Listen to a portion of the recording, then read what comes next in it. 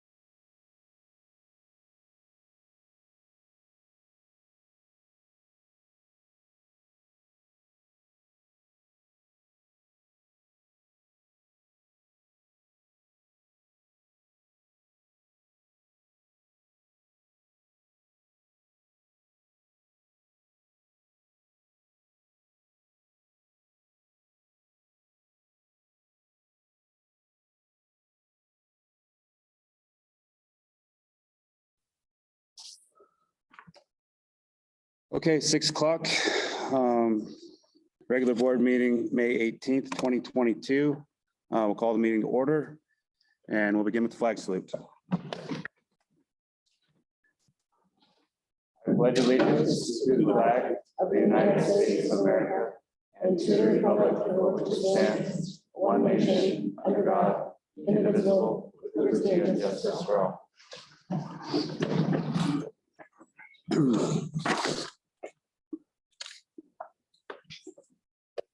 Are there any representatives who wish to be recognized that are online or in the building here? Seeing none, I'll move on to number 4 on the agenda tonight, additions or changes to the agenda. I will say right now, there will be a change in the public comment for this meeting. We're going to separate comments for the athletic combine piece, the character strong piece, while still allowing for public comment for things unrelated to those two subjects. So we'll have a general public comment following the McKinstry presentation and discussion. Before public comment for both character strong and combine, I'm going to ask how many may plan to comment. We want to give everyone an opportunity to speak. But if we have an overwhelming number of hands, we might trim that from 3 minutes down to 2, just in the essence of time. We're not going to limit the overall public comment like the agenda says, because we do want to give everyone a voice. Okay. Are there any other additions or changes to the agenda from anyone on the board? Seeing none, we'll move on to the consent agenda. We have the minutes from April 20th, 2022, April 27th, 2022, and May 9th, 2022. We also have May bills and payroll. The retirement of Doug Yenny, high school science teacher. Been here a long time. We're sad to see him go. The recommendation to hire Angela Kinney as an elementary teacher, and the recommendation to hire Amanda Wade as an elementary teacher. Board will entertain a motion on the consent agenda items.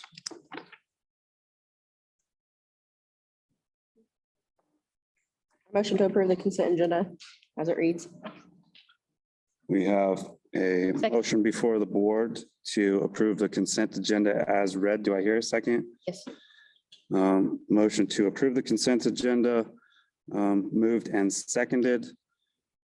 All in favor of the approval of the consent agenda as read, please respond by saying yes or aye. Aye. Aye. Aye. All opposed, there are none. So the consent agenda is approved as read. We're going to move right into the character strong presentation, which will be behind us. Or do you have words on that? Yep. So we have Dr. Cook here. He's the Chief Development Officer of Character Strong. And he's going to kind of talk for a few minutes and about what we're proposing here and some thoughts on why it's a good thing. And then follow that by the board discussion.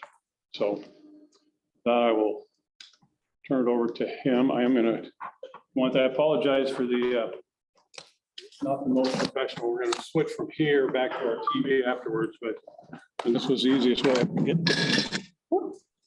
No more. Just a name tag. Such a gavel that did that? No. Keep that over here. Didn't disconnect anybody, don't worry.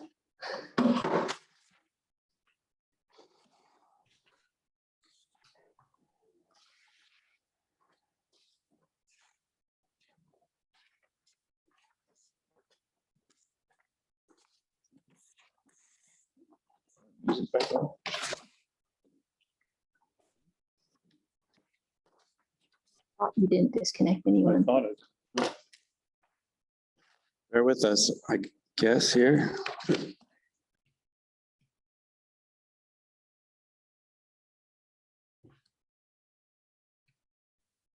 All right, Dr. Cook, can you hear us? Yeah, can you hear me? Perfect. Yep, go ahead. All right, everybody. I appreciate being able to join you this evening. I know time's precious. Just hoping to go a little bit overview of the importance of implementation around integrating the Character Strong curriculum into schools and the types of outcomes you can expect to achieve for young people in the community if implementation really goes well. So I was going to give a little bit of context on the importance of implementation, which really focuses on adult behavior change to create access to really high quality experiences that move the needle on important outcomes that set ultimately young people in the school system for post-secondary education life, to be life ready, to be ready for career, college, whatever pursuit they go after, and ultimately be contributing members to their local communities and society. So I was going to just open up. This is how we think about the importance of implementation, that students can't benefit from effective programs or practices they do not receive. And this is where for any school system to get a return on its investment, a lot of the investments are time, money, and energy. In order to get that return, and the ultimate return on any investment in a school is improved student outcomes, whether it's improved academic achievement, whether it's improved outcomes once young people go on to take their post-secondary education lives. It really requires successful implementation. So if you have a really effective program or practice that has been shown to produce benefit, ultimately they need to get implemented. And a lot of times in schools, without intentional and deliberate efforts, even though programs or practices can be effective, if they don't get implemented, students don't receive them and they don't produce the benefit. And so that ROI isn't there. So we really think about implementation as a process of putting supports in place that facilitate educators' ability to adopt and deliver effective practices with fidelity. So young people can actually benefit from them in terms of acquiring skills that promote their own self-regulation, responsible decision-making, the ability to build, maintain, and repair relationships with others or handle interpersonal conflicts well, so they can work as members of teams to collaborate and achieve things. All those positive outcomes come about through high quality implementation. So what we see in a lot of systems, there's a need for intentional implementation support, because it's like this. It's a cool picture on the left. It's a bunch of independent kayaks going in different directions, but really achieving successful implementation, we call it the same boat heading in the same direction, is when staff within a community, a school community, really get in that same boat, rowing in the same direction to achieve common shared outcomes of interest among students. And the acquisition of certain social emotional skills and competencies ultimately enable their academic and life success. The research is quite clear. An investment in programs like Character Strong produce anywhere from an 11 to 14 percentile increase in academic achievement over time, as well as lead to a range of longer term benefits in terms of reduced mental health problems, increased employability, and ultimately healthier relationships going on into the future to promote life success. Some of the work we do to get in that same boat around implementation is everybody understanding the why, having that shared clarity about what is it that we're trying to implement so students in the school system receive higher quality experiences and supports. What are the goals and outcomes we're trying to achieve and produce on purpose as a result of what we do? What are the roles different people play in being able to support it? And what's the plan? How are we going to actually produce all that on purpose as a result of what we're implementing on behalf of our young people? And so we often say implementation boils down to adult behavior change, really adults getting on that same page, following through with the delivery of effective practices to create a really healthy culture and climate that increases the probability of achieving successful outcomes. That as a researcher, I'm not only the chief development officer at Character Strong, I've been a professor at the University of Minnesota, at the University of Washington, and at Louisiana State University. As a researcher, I'm an implementation scientist, which is the science of implementation. How do we implement really good things? We often do multidisciplinary work in healthcare, public health, child welfare, and schools. And there is a formula for implementation success. The first thing is you have to have an effective program or practice. But that effective program or practice won't get received unless we implement it.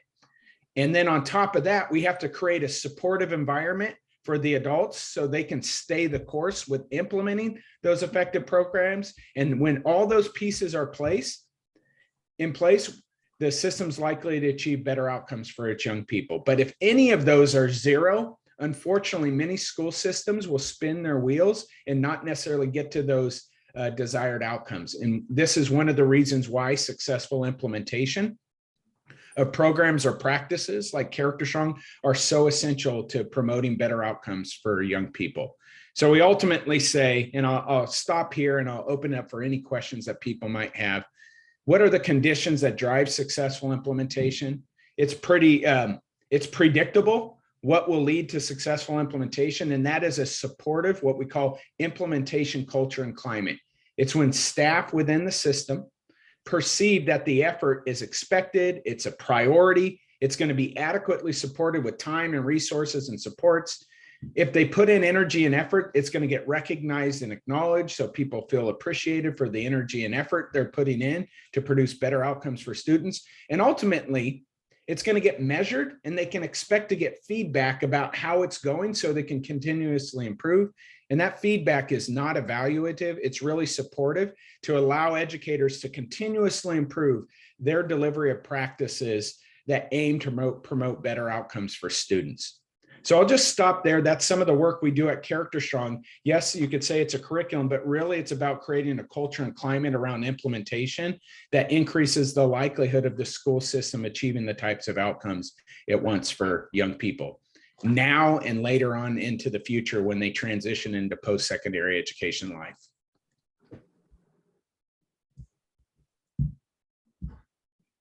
So yeah, any questions? I know I just rattled off a bunch around implementation and the work we do to support school systems in partnership with school systems. Yeah, thank you. I think most proper is if the board has any direct questions for you, Dr. Cook, and then do we want to open the floor as part of our public comment? We can address questions to him if he's willing. What's that? Sure. So does the board have any direct questions for Dr. Cook? Not right now. Not right now. I'm gonna think about it for a second. Can you expand on one thing for me, if you would? It's definitely something that I've recognized. Maybe there's not a whole lot more to expand on, but the idea that, you know, us as adults really hold the key to, you know, affecting the lives of these children. How do you get there? Yeah, I mean, I think I look at it in a parallel way. The same types of things we're doing to create really healthy learning conditions for students. What we're trying to do is create healthy working conditions for our adults, because we're asking them to be engaged in a learning and improvement process. So they're constantly improving their practices to yield better outcomes for students. That's what we ask students to do every day. And what, as educators, we recognize that we're in control over certain practices that can create really healthy learning conditions for students. And when it comes to implementation, we're at the level of adults. So we're thinking about what are the healthy working conditions we can wrap around our people to engage them in a learning and improvement process as they adopt and try to deliver certain effective practices really, really well. So students receive it and we can increase the likelihood it will produce beneficial outcomes. So I like to just parallel process there, and we start to recognize there's a whole heck of a lot of things we have control over to support successful implementation happen and nudge and adults to improve their behaviors and delivery of practices in ways that create, you know, higher quality experiences for students.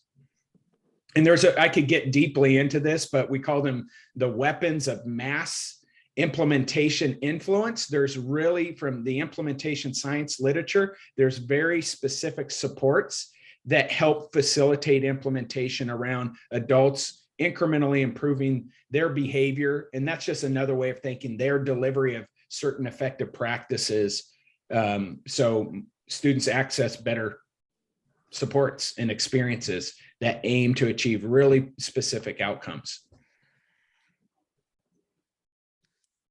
Great, thank you. I do have one. Yep, go ahead. So I do see, we know that it's customized as far as the curriculum and how everything goes, per school, because it's dependent upon, what's actually going on here. But does that continue to be adaptive as you guys move through the curriculum? Like, let's say you come in for a couple of PDs and it needs to be changed in one direction or another. Do you guys do that as well?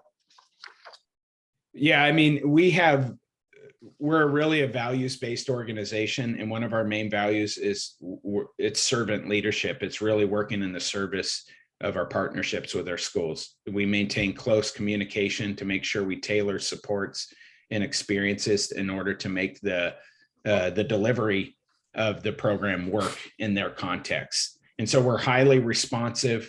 We problem solve any issues that may come up and adaptations that may be needed through just ongoing partnership. And so that's part of our organizational values, is to always serve the customer in our speak from our external end, because we're not in the school system, but we believe in serving. And the best service is to make sure that the programs, practices work in a way that fits the context in which it's being delivered. And that means each community and context could be different. Thank you. Hey, so to tag on to just one piece, I guess it fits into the both. In the proposal that the board has seen, there's a significant sum of money that's dedicated for that professional development. Could you speak on just a minute or two of what that looks like for those adults, for those teachers and staff within the school? Yeah, part of it is implementation's a process. And so what we find is a lot of people initially adopt the curriculum. They're developing their own capacity to deliver it. And so implementation is about providing scaffolds and supports. Typically, this isn't often convenient for a lot of systems that want to get to outcomes right away, but to get to high quality, sustainable implementation, it's easily a 2 to 3 year process. So essentially those resources are to build internal infrastructure and capacity to achieve high fidelity, sustainable implementation over time. And it's unfortunately just not a one and done. It's often called, train and pray models don't work. If you just provide a one-time training and just hope that successful implementation will happen, the research is very clear that just the system won't get to successful implementation, and essentially you won't get that return on investment. So although it is an investment, it's really kind of perceived as a longer term investment over time that can get to those outcomes.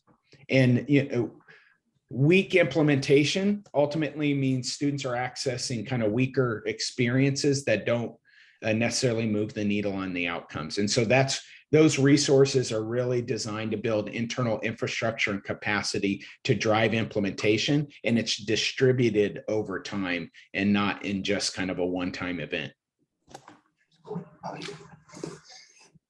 Thanks for that.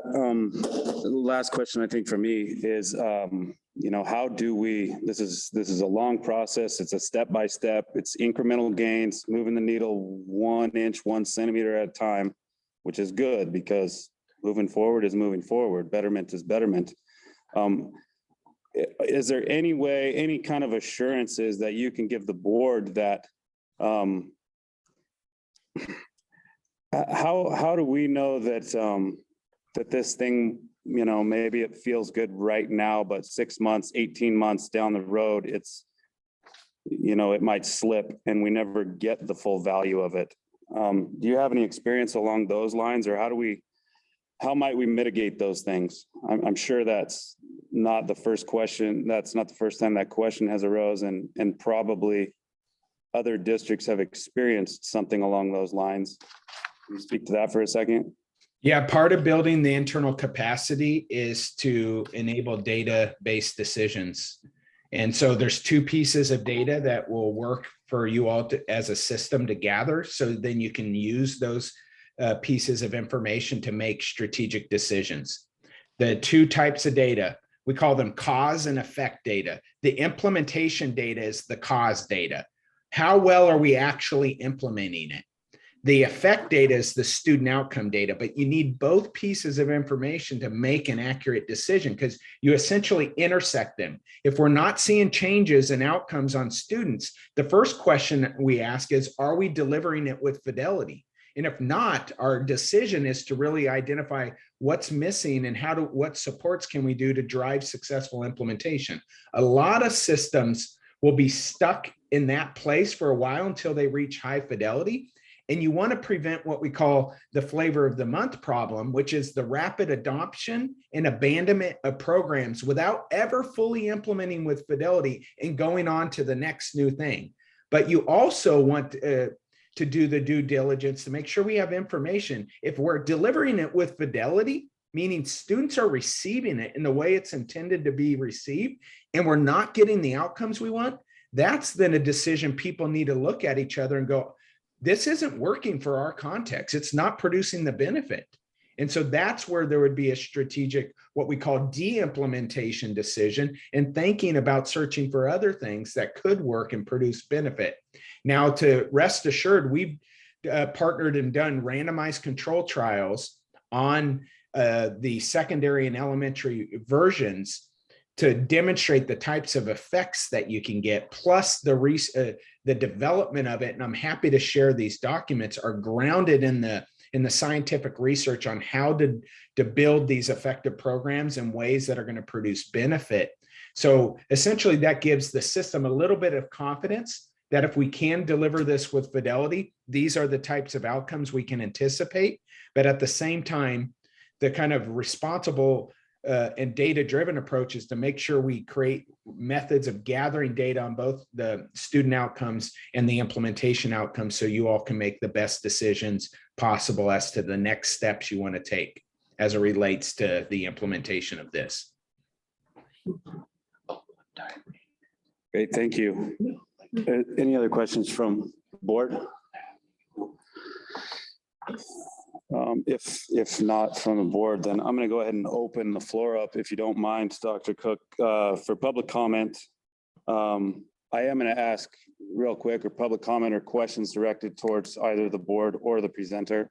Do we have a general idea of who may wish to ask any questions along those lines? Yeah, okay. We have a couple. Okay, so we'll just go with the standard then. We'll keep it to 3 minutes. And again, we want to have this conversation piece specific to the Character Strong presentation. We would ask, and I'll hand the mic over so that everyone can hear. We just ask that those that wish to speak come to the podium. And if they come to the podium, I think Dr. Cook will still be able to hear him. Okay. It's up to you. I'll speak loud, I suppose. Maybe that'll work. I'm not worried about his voice. Okay, so I'm Roy Ramirez. Anyways, I've got just a couple questions for the board. Yes. For me, just listening, it sounds like I don't know much about this, even though my wife is a teacher. I have had several discussions with her about this. So my biggest thing is, I mean, you're all looking at this and obviously you've done some research and what have you, but I guess it's a matter of you all might vote to put it into effect, but has your staff had any input on this? Because without them, you can vote to put it in, but without your staff being behind it and emphasizing it, I don't know if it'll ever work. So I guess my question is, has that kind of information been put out there before you vote on it? I mean, have you got feedback from the staff? I mean, have they come in and said, this sounds great, we'll be behind it 100%? Or are you getting a lot of, well, I don't know if this is going to work? Because if you get that, it's not going to work. So anyways, thank you. Thank you. Would anyone like to speak to that, or do you want to? Answer that about. I sent the information from Character Strong out to all the staff. I asked both principals to host a staff meeting on Character Strong maybe a month ago. They both did that. And I got, 3 comments back from teachers. 2 of them was, I've had this in a previous life and it's great. And then the third one had some questions. And so, and I talked to both principals today, and they have not had any, staff come to them and say they're concerned about the implementation or anything like that. So. Thank you. Yeah, anyone's free to come up. I know there's more than 1 or 2.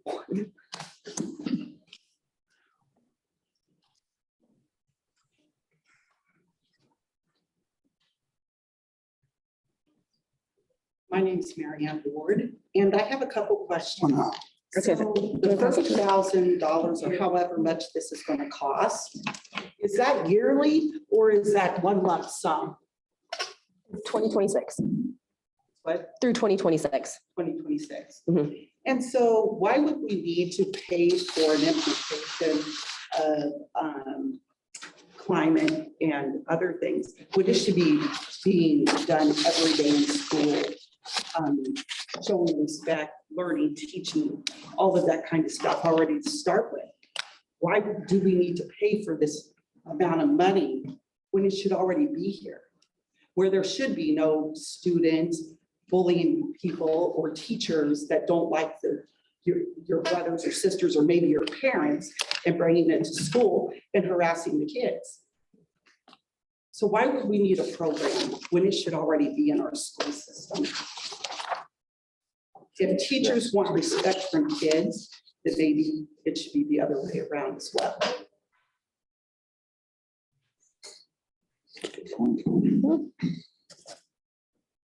Thank you. Thank you. Oh, you want the power? That's the power. Huh? You can if you like, for sure. I'm not going to silence you. I think so. Yeah. I guess I just want to answer a little bit to that in just a very brief overview, but if you guys have had a chance to research it at all, Character Strong, what it does is it provides a supplemental help to our teachers and to our staff in general, principals, superintendent, everyone involved. We as board can be involved as well, to basically rehash the idea of connecting everyone on a same playing field. So while one teacher right now might be doing social emotional learning tactics of like things that we've learned over the years, I remember some when I was in elementary school and high school and things like that. Not everybody's on the same page. So one teacher might be implementing something and another teacher's not. So having that level playing field of this is how we are all going to, like he said, row a boat together instead of everyone going in several different directions. This is supposed to help us get to that place, because right now we have situations that have occurred, with admin and over the years, in which a lot of that faith and trust has been lost. So what this Character Strong is supposed to come in and do is supposed to help bring that back, where everyone is, hopefully gaining that faith and that trust back in everyone, not just their admin, but also in their, staff around them. So that's what I have seen it being. And for me, I believe Character Strong honestly should be mostly towards our staff. It's less towards the kids right now. But by gearing it towards the staff, it's going to end up being for the students, because that's where honestly the biggest change needs to come from. So that's kind of a general little bit, but I can talk with you more about it too, if you want to do it another time. So.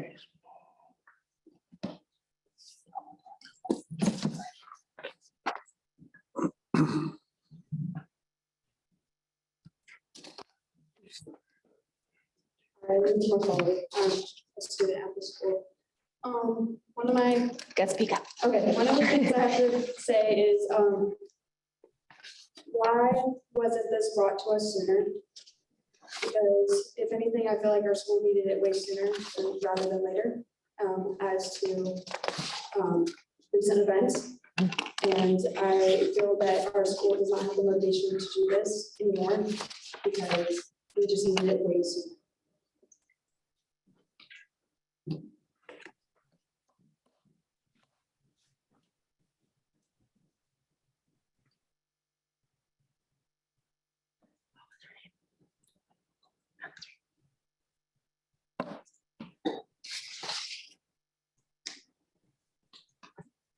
Any others wish to speak to the board or ask any questions of Dr. Cook?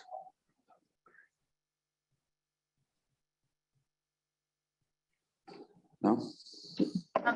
May I speak for just a moment? I don't know if you're ready for people online to say anything yet. Yes, ma'am. Thank you. My name's Amy Cox. I am the current principal of the K-5 school in Dayton. If you didn't know that already, for the people that are online or people that are just seeing me first time. Sorry, for the first time. I believe in social emotional curriculum. I think it is necessary. I think that Character Strong is a very valuable tool that we can add to our school to make things better. I have been in this position now for a year, and I see a lot of very divided staff on a pretty regular basis. And I think that Character Strong needs to start, like Anisha was saying, with our staff members, and we need to bring our staff back together because we've been through a whole lot this year that I think that we need to band together. And I think that Character Strong will do that. And if the students see that the staff is banding together and the staff is working together towards a common goal, they're going to be more likely to go with us so that we are all rowing that same boat. Because I think that there are a lot of times in our school that people are doing their own thing and they think that they're doing a great job of it, and they probably are. Most of them that I see are doing a great job of it, but we're not connected in what it is that we're doing. We need one common goal, one common system to be able to stay together and stay connected so that we're delivering the same message, using the same vocabulary and getting the same information to the kids and to the staff so that we are all working together. Thank you, ma'am.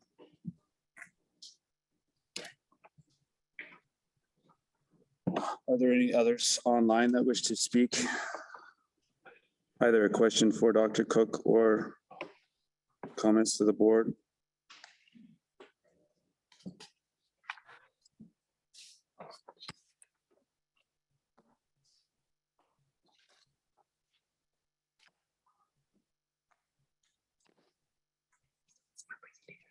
There's some more to his presentation, right? I don't know. Dr. Cook, is there more to your presentation still?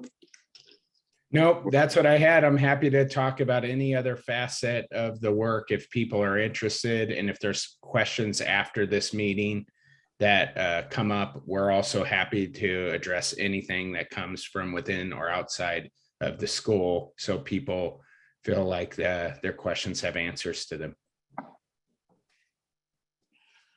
Anything else? Yep, no, fine. Thank you very much. That'd be great. I'm sure Mr. Strout or others have your contact information.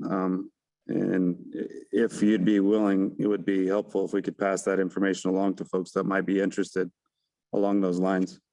Yeah, most definitely. Like I said, we're here to be in the service of you all in the community to get to the types of outcomes you want for young people. And it does begin with the adult. The professional learning is really about culture and climate change for the adults. And we view culture as behavior. Climate is how people feel about being in that place. And we really begin with what we call staff character dares to really start setting the tone, because we know that role modeling is the best, one of the most effective ways to teach young people. And it really begins there. And then the curriculum becomes a tool to support learning at the student level. And so it really is beginning with the adults in that professional learning and going on an implementation journey to ultimately increase the quality of experiences young people receive to prevent negative outcomes from happening, but more importantly, promote really positive outcomes that put young people on a trajectory for life success. So we're happy to field any questions. I just appreciate the opportunity to be able to speak with you all. And yeah, we look forward to potential continued work into the future. Great. Thank you very much. Really appreciate your time. Yep. Take care, everybody. Be well. Thank you. Yeah, and I was just going to say really quick before I go to you, just to tag on to something you said and to address some of the stuff.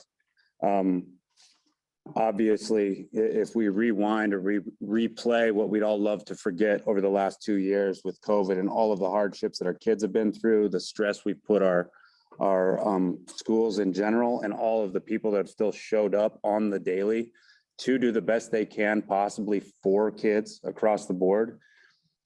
You can drive a Ferrari, but it still needs an oil change. That's a really poor analogy, but this isn't speaking to the fact that we have this widely broken system with a bunch of pieces that don't know what they're doing. It is absolutely, I don't want to say the opposite, but ongoing training, ongoing learning, hit the reset button, come together, get on the same team, be part of the same goal, same vision. That's how I see this. And you have something? Yeah, just to address winter, I guess. I don't think I need that, do I? I can talk loud enough. If everybody can help me? Oh, didn't know. Okay. All right, sounds good. Just to address Winter's comment. And honestly, yes, this should have been handled sooner, right? Definitely. And I think that's why you see a change in what we've had just since January, right? You see a new board, you see a new admin coming in, you see brand new steps that are taking place to make that change. It's unfortunate that it didn't happen earlier. There was different curriculums in place, to help with social emotional learning that was not utilized correctly. But it's only as good as its administrator. So that's kind of the situation that the past was in. But the efforts and support, in which I've shared this with teachers just earlier today, the efforts and support that are given by this current board and what our admin will be is going to be night and day from the past. So you can expect changes to continue to occur. So I just wanted to let you know that. Thanks. No, she's just. Yeah. Okay, with no more public comment, and thanks again to Dr. Cook for the Character Strong presentation. The next thing on the agenda is the action item and the recommendation to approve the Character Strong program and curriculum. So at this time, I will entertain a motion on that action item, which again is the recommendation to approve Character Strong program and curriculum.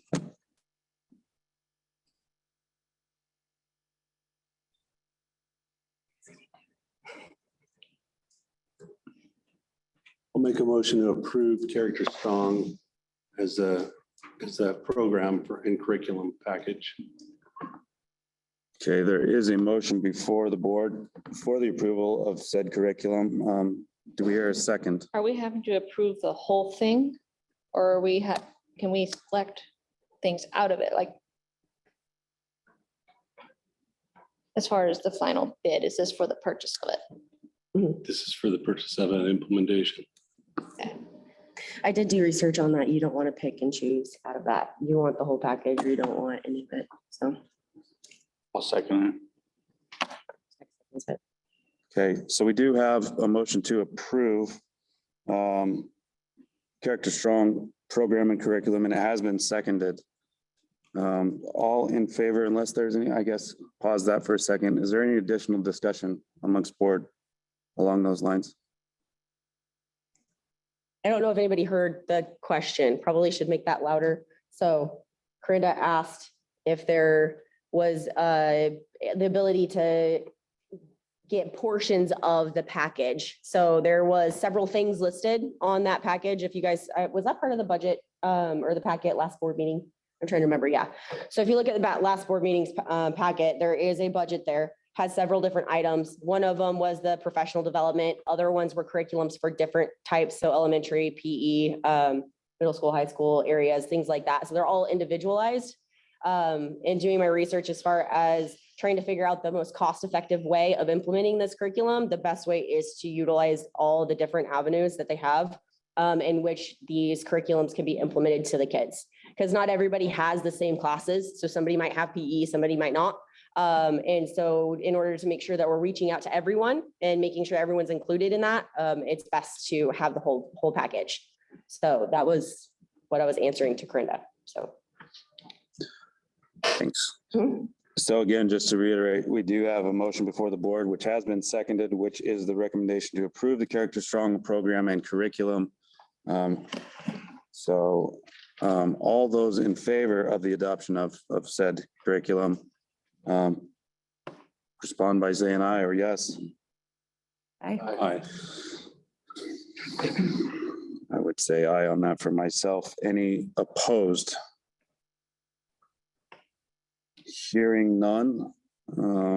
the board approves the recommendation for that Character Strong program and curriculum. Okay, at this point, we'll move on to the next item before the board, which is the McKinstry presentation. We do have folks from McKinstry here. Is that correct? Yep. Okay. How did we anticipate we're gonna? They're going to come up and they have printed copies for you and Cool. Just slide the mic, or are you guys loud? Yeah, maybe give a mic. Probably, they can't hear back there. Can't hear. Mhm. Okay. We should get our own little mics. Huh? We have a lot to cover, so You almost have to You gotta, eat, like, yeah. you almost have to eat that thing. with a lot of information here for each of you guys. So unfortunately, you guys are not going to be able to see all this information, but it's a lot of mechanical engineering stuff. So more of the information after this can be available for everybody. Mhm. But I think today we wanted to definitely come. We have some information that's basically a study, an engineering study that we did. It's providing you information as to what the costs are for some of the planning exercises we did. So I would probably say to start with, everybody knows McKinstry, why we're here. I do. We've done a planning exercise with Guy, just kind of a rehash as an overview. Guy and former Paula and now with Veronica as to different options. The typical scenario that we've always ran into is, what can you do more with your dollar? And that's how we introduced ourselves. It was kind of a, you guys did have a potential grant that you might be winning at the time when I first met Guy. And then there was, what else do you need? And what can you do with more funding from the state that you're not aware of? So there's this grant called the Rural Modernization Grant. It's got a couple different names to it. That's a generalization as to what it is.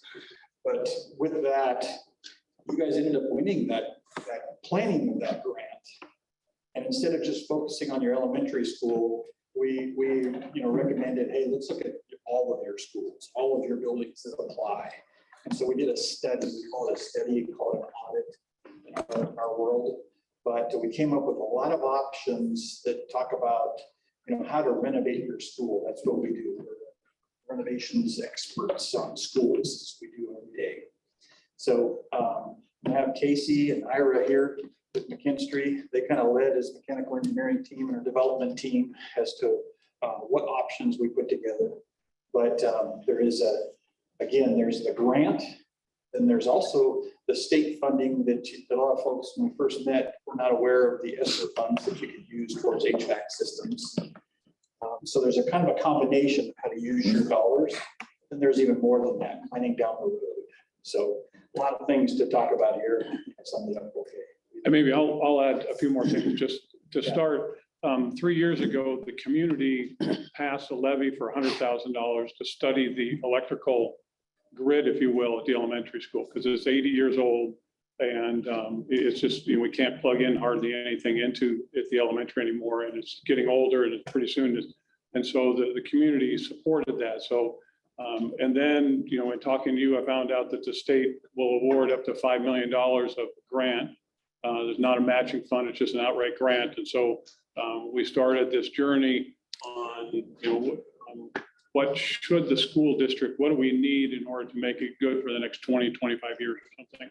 So from an electrical standpoint, from an HVAC standpoint, from a structural standpoint, et cetera. And so McKinstry came and just did a complete audit. And we brought, John and Tiger hosted a number of contractors here.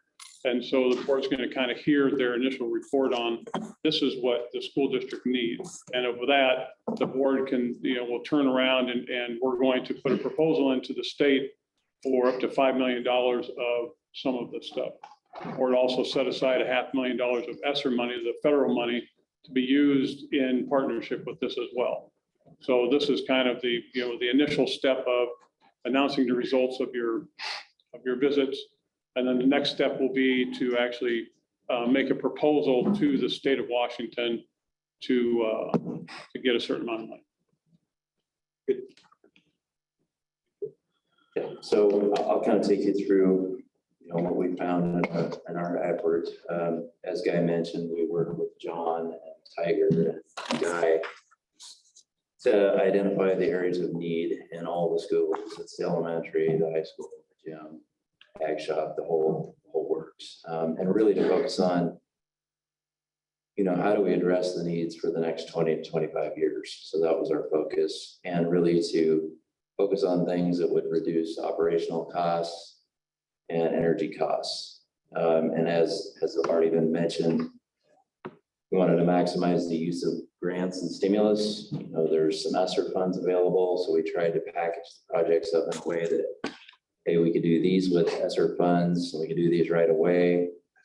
We can apply for this for the $5 million grant, and then whatever's remaining maybe comes from future grants or local funds. So that's kind of how we took a look at it. As far as the scope, just to briefly go through the scope, don't really want to get into too much detail. Elementary school, as Guy mentioned, the electrical service and switchgear is extremely old, well past its useful life, obsolete, can't find replacement breakers, needs to be replaced. The HVAC equipment in the elementary school, again, is old, obsolete. There's no cooling in the elementary, and ventilation is poor. Kind of what we're proposing is a new electric-based heating and cooling system, a new standalone ventilation system, all new ductwork. So a pretty significant switch in system type for the elementary that would provide both heating and cooling and proper ventilation, along with a building automation control system that would allow for better control, monitoring, scheduling, etc. As part of the work, we have to cut holes in the ceiling. We have to get these ventilation units up in the attic. We have to structurally support the units. And in the process, we want to fix the ceiling. The ceiling is not in great shape, so we would do an overlay with sheetrock and refinish the ceilings. And at that same time, we would upgrade the lighting to LED lighting. The elementary school has an older fire alarm system as well, and the windows are not in great shape. So those are kind of the things we're looking at the elementary. Middle high school, it's pneumatic controls, which is a very old, obsolete control system. Tends to have a lot of issues, no guarantee that you're getting proper ventilation, just basically is, again, it's hard to find people to even work on those systems. Fan coils, not necessarily in bad shape, but they've been in operation for a long time. They're on the list. We priced up a replacement for the fan coils. And new fire alarm system, LED lighting upgrade, new historical windows that kind of match the original historical appearance. Facade restoration, there's some brick repointing, sealing to kind of restore the finish of your historical facility here. I see you guys are writing. Yeah. He's gonna hand out some Okay. documents that have scope on each of these that walks through this. I think we have it. We'll let you know. This is a Oh, I don't have one. flow through. Huh? Yeah, you do. It's in your packet. I didn't get that. It's up there. Oh, Also in the process, we're any components we think are approaching end of life, like pumps, heat exchangers, steam traps, condensate receivers, just equipment that, again, we want to be able to set you up for the next 20 years. And we feel like, those components could fail, could cause an emergency repair or replacement, which is very costly. So we've included all that in our effort here. Gymnasium, roofing upgrade. HVAC upgrades, so kind of refurbishing those old air handling units, putting in new controls, replacing pumps, heat exchangers, everything I just mentioned. Ag shop, wood shop, same thing. Ventilation and exhaust is poor in both wood shop and ag shop. So we would be adding new ventilation systems for both, new heating systems there as well, new windows, LED lighting upgrades. And that's a really quick run through of the scope. Anything I missed there?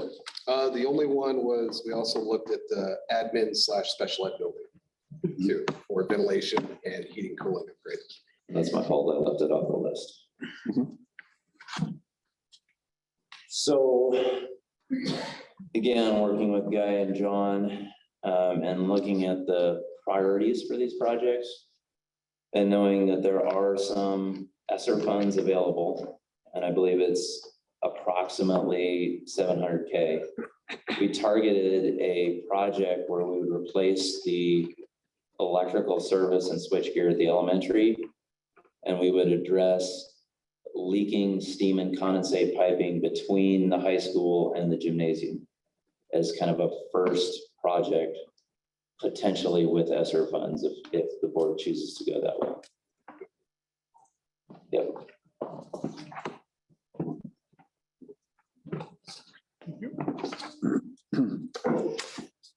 Yep. Sure.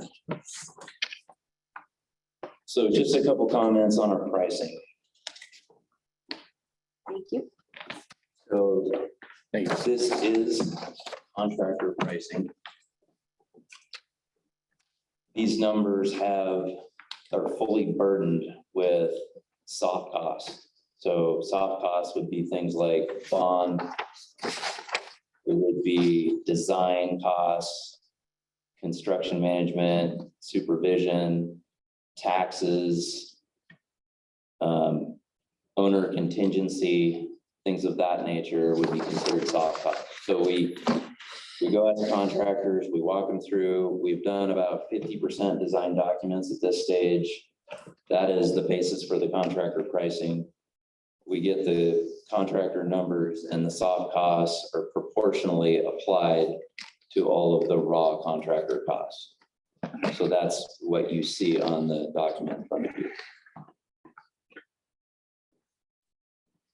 So for the first project, you're looking at 761,887.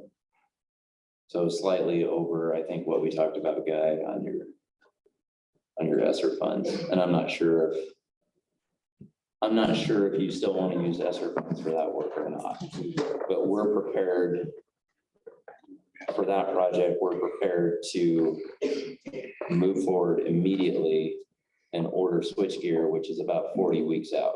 Well, it's 30 to 40 weeks out. Can I ask a question? Absolutely. So of your estimate here, you said that's a 50% design estimate? Yes. Okay, and so that's just in part, your calculation at that 761 is just applying a percentage to those soft costs based on some hard numbers somewhere, or? Yeah, I mean, it's cost, the hard numbers are the contractor numbers. Okay. And then we have a design fee percentage and a construction administration percentage.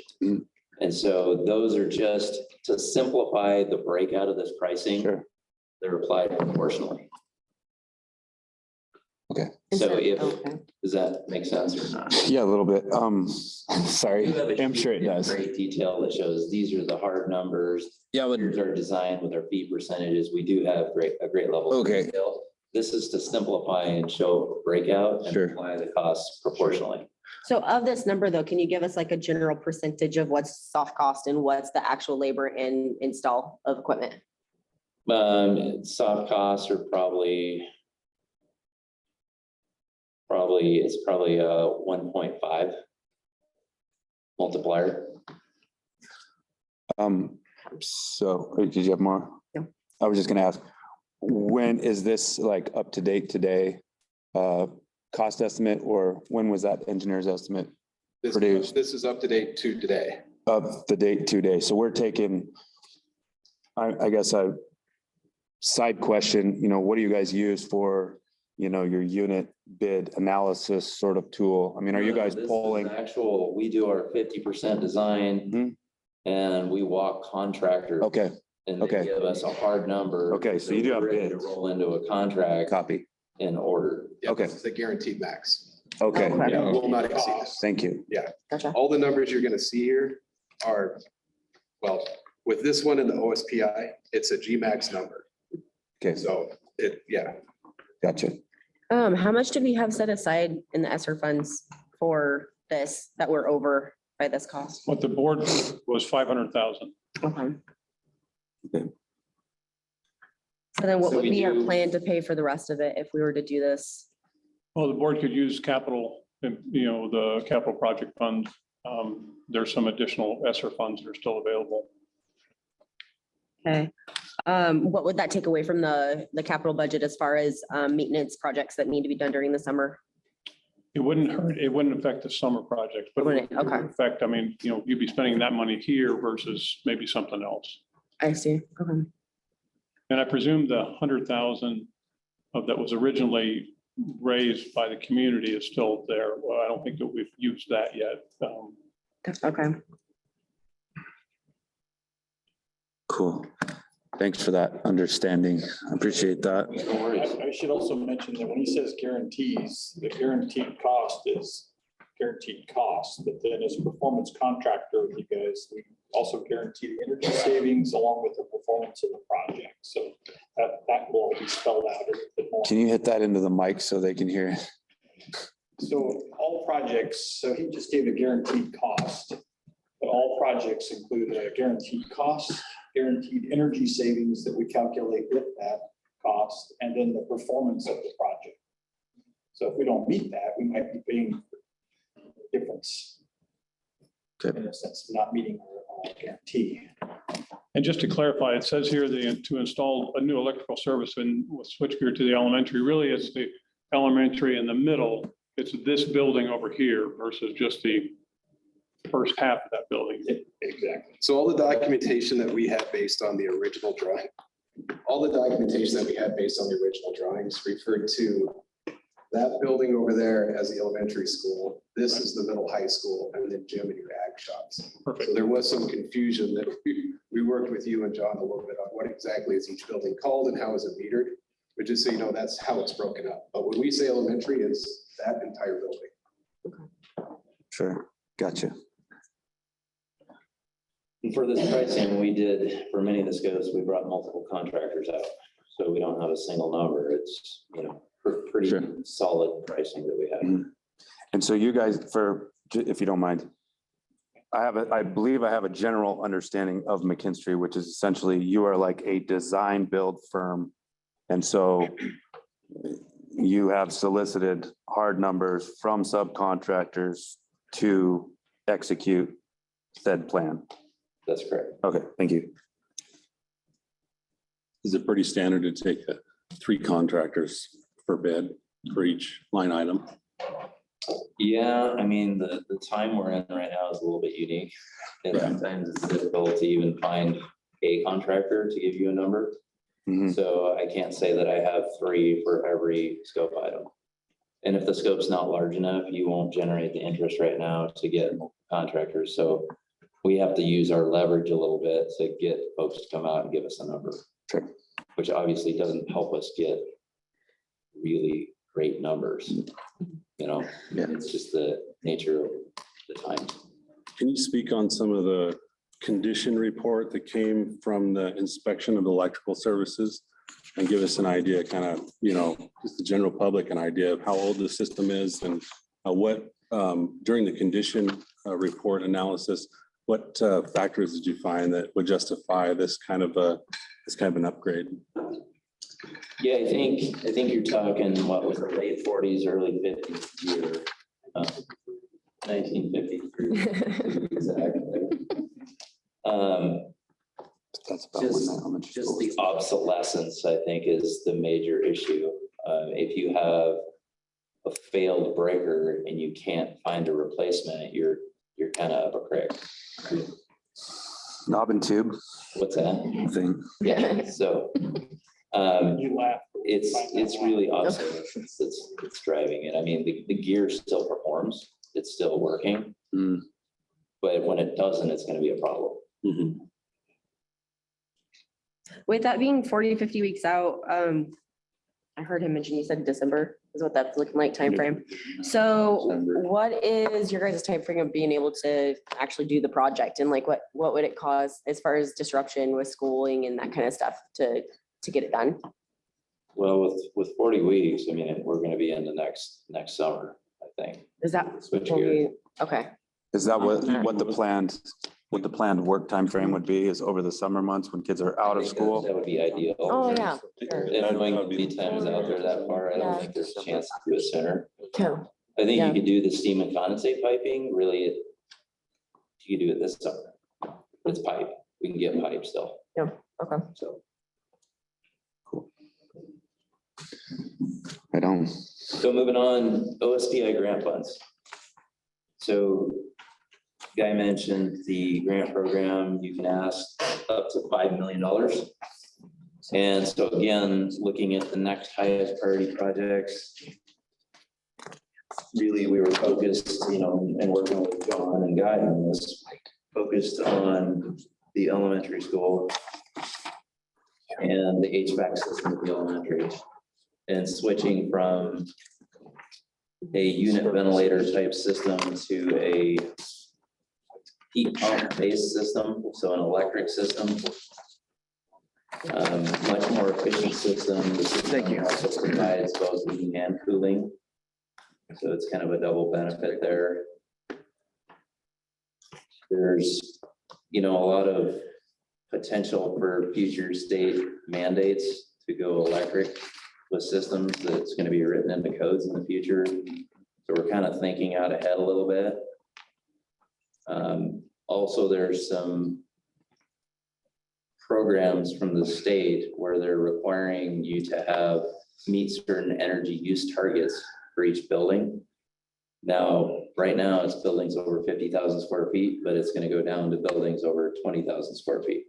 So it will apply to Dayton in the not too distant future. So we're trying to think out ahead in the systems that we select to make sure that when that does come to pass, that you have a compliance system. So Electrical capacity, you mentioned electrical grant. When you're adding cooling, You're gonna have to eat that thing. when you're adding cooling, your electrical capacity automatically has to be upped. So part of the electrical upgrade is gonna have to allow that. yeah, that's a good point. The switchgear will be bigger, the service will be bigger, the transformer will be bigger, right? We're thinking out ahead for getting the grant and being able to support the equipment that we install once we get the grant. One of the tricky things though with pricing for this grant is you could be looking at at a minimum 2 years out before you get funded for the grant. So we're trying to price and look out ahead where pricing's headed, which obviously we don't have a crystal ball and that's a little bit difficult, but we are building in some contingencies for the future. So the numbers are probably on the heavy side because it's really hard to go ask a contractor to give me a number for 2024 or 2025. Sure. So the scope is for the grant would be the new HVAC system all throughout the elementary, brand new ventilation system, all new ductwork, the ceiling that I mentioned, the lighting. So that pretty much encompasses what we have. Oh, controls and new controls. So go ahead and pass that out. We did. Also, as part of that number that you see, we added controls for the high school. So we wanted to ask for the full 5 million. So we know that you have obsolete controls at the high school, and the biggest impact we could have, immediate impact we could have to that system is to upgrade controls. So we did add that one component to that list. And I just want to clarify the funding as far as for this grant, because the grant cycle, I mean, like, it's for the 2023, 2025 year, like you have to spend all the funds within those 2 years timeframe. So, but you were talking that we would get the funding, or we would know whether we get it in the summer, right? Like they're gonna, Well, I'll let you guys speak to the time. I think we'll know earlier than that whether we get it absolutely. okay, So the grant is a two-part grant. You Okay. receive your planning first part. Right. Okay, the second part, you get, once you give the cost of what your project is, which is, looks like close to $5 million is the max. So you want to go for the max, right? Yes. You're then put on a list, okay, and that list is not a huge list, but it's much larger than you might think. I'm not talking, 10 schools. There's probably a good 18 to 24 schools by the end of June 2nd that are on that list, are going to be. And so every year they take anywhere from 9 to 12. I think this last round they took 12. They take off from that list. And so it is a program that's also signed into law, so they have to fund it every year. So hopefully you're going to be on that next list, if not the following list. So oh, I see, hence, okay, you're going to be on the list for 20, they already announced for 2022. They're going to announce probably in March timeframe who's going to be on the 2023. And it keeps going from there. okay. And our proposal is due when? Our proposal, Well, I think at the end of this, we're going to want to actually talk about what that final scope that you're going to want to apply for that grant. Because of the delineation between ESSER and the grant, there's kind of finalizing what you want to do. There is a submitting to you then a form that is basically us filling out that form for you to submit back to Scott at OSPI. and then when is It that says This due? is our scope and our cost. That is due before the end of the month, believe it or not. I think actually before June 2nd. We want to do that as soon as possible. Submit that.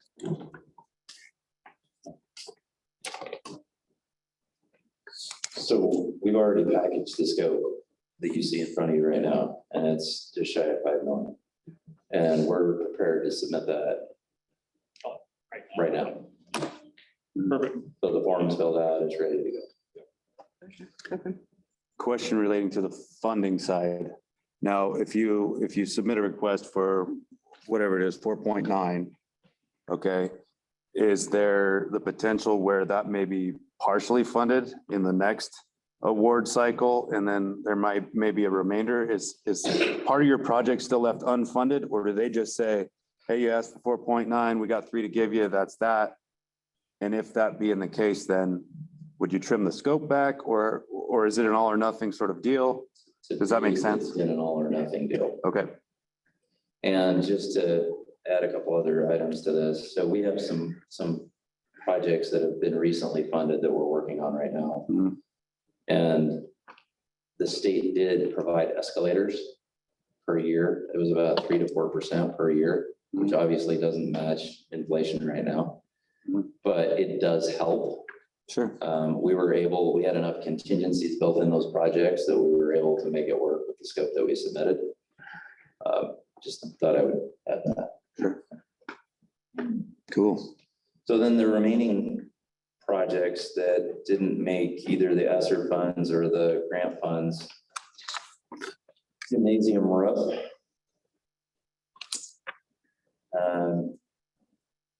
Some upgrades at the middle high school, which would be replacing the 4-pipe fan coils. And yeah, I'm trying to.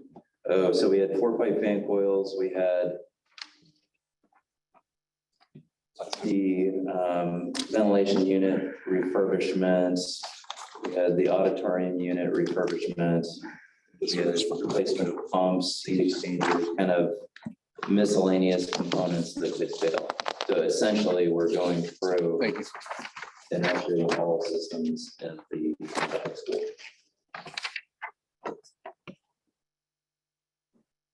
Now, that system would remain on the oil boiler system. Unless we decided to look into an electric system for that building. But the pricing we have is to keep it on the oil boiler system.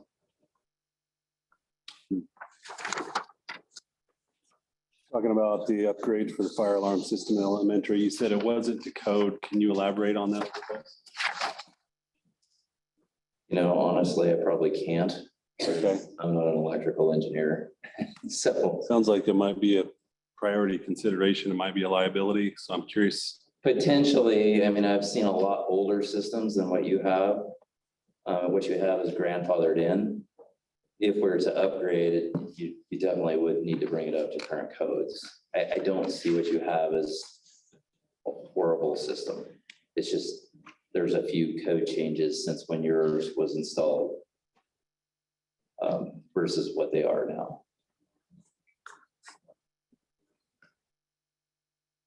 Would it be, I know you guys summarized, but so what's been presented here in the scope, sort of brief description wise, that is McKinstry's professional opinion, professional assessment, list of needs, as that's the starting place, with the first two things presented, the 7+ or.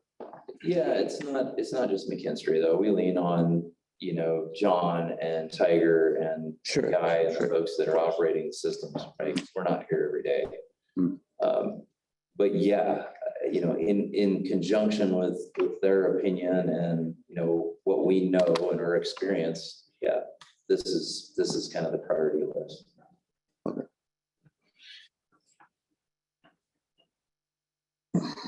So you want to hand that out? I already did. You already did? You can do that too.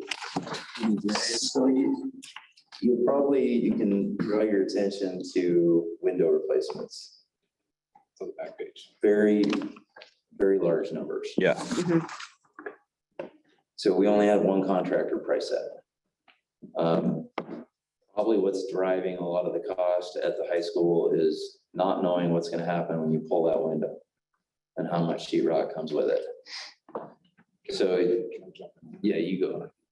So this building is a little odd when we walked it, that this back wall on all floors, there's windows out there that have been covered through the remodel that happened in the 80s, I think. 84. The rest of the windows throughout the entire building, half of them are covered by sheetrock.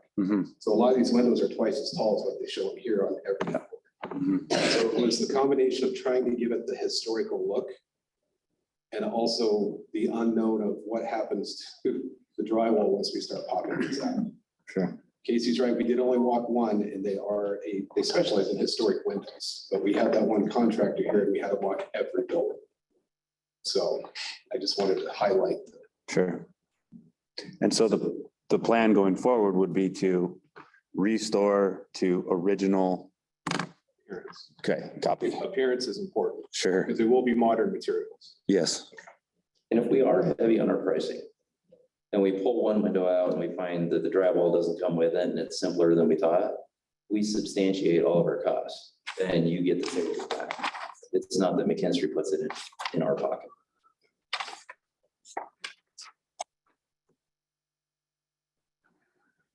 All right, so you'll see windows are a huge chunk of that cost. And again, I think, maybe another summer from now, when the stimulus money is not quite as accessible, maybe the numbers go down a little bit. We get multiple contractors. We probably could beat that, I would think. That would be one that we would, because it's such a big, we would bid that to multiple. Yeah. So any other questions? And, this just says local funds, it could be a future grant, it could be, it's unidentified funds at this point. Pointing was mentioned a little bit ago in the report. I don't see that in the line item in here. Is that really tuck pointing the brick? Yeah, I think it was embedded in. The third one down. It's embedded in that one. Okay. Yeah, it's the only one on my list for the high school is on there, so I just lumped it into that. The facade, That could be. restore and skill.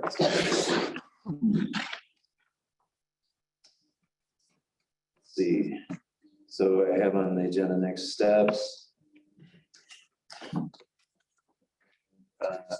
We just need to move forward with the switchgear steam line replacement. And then we, as I mentioned, we're prepared to submit the grant immediately.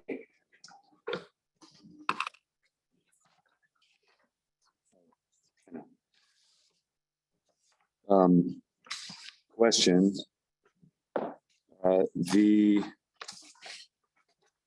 Is the $5 million project, the grant submittal, is that any way dependent upon the first sheet that we were handed? Does one feed the other? So, Yeah, that's switchgear.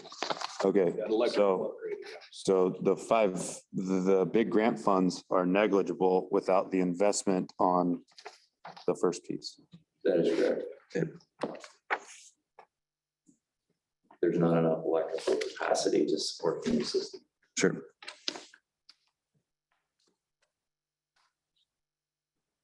How much then would, if we're needing more electricity to support this, how much is that going to drive electrical costs up after we install? So right now, electrical costs are much more stable than fuel oil costs. Fuel oil costs have probably doubled since we were out here a summer ago. Electric rates go up, but they go up at a pretty slow rate.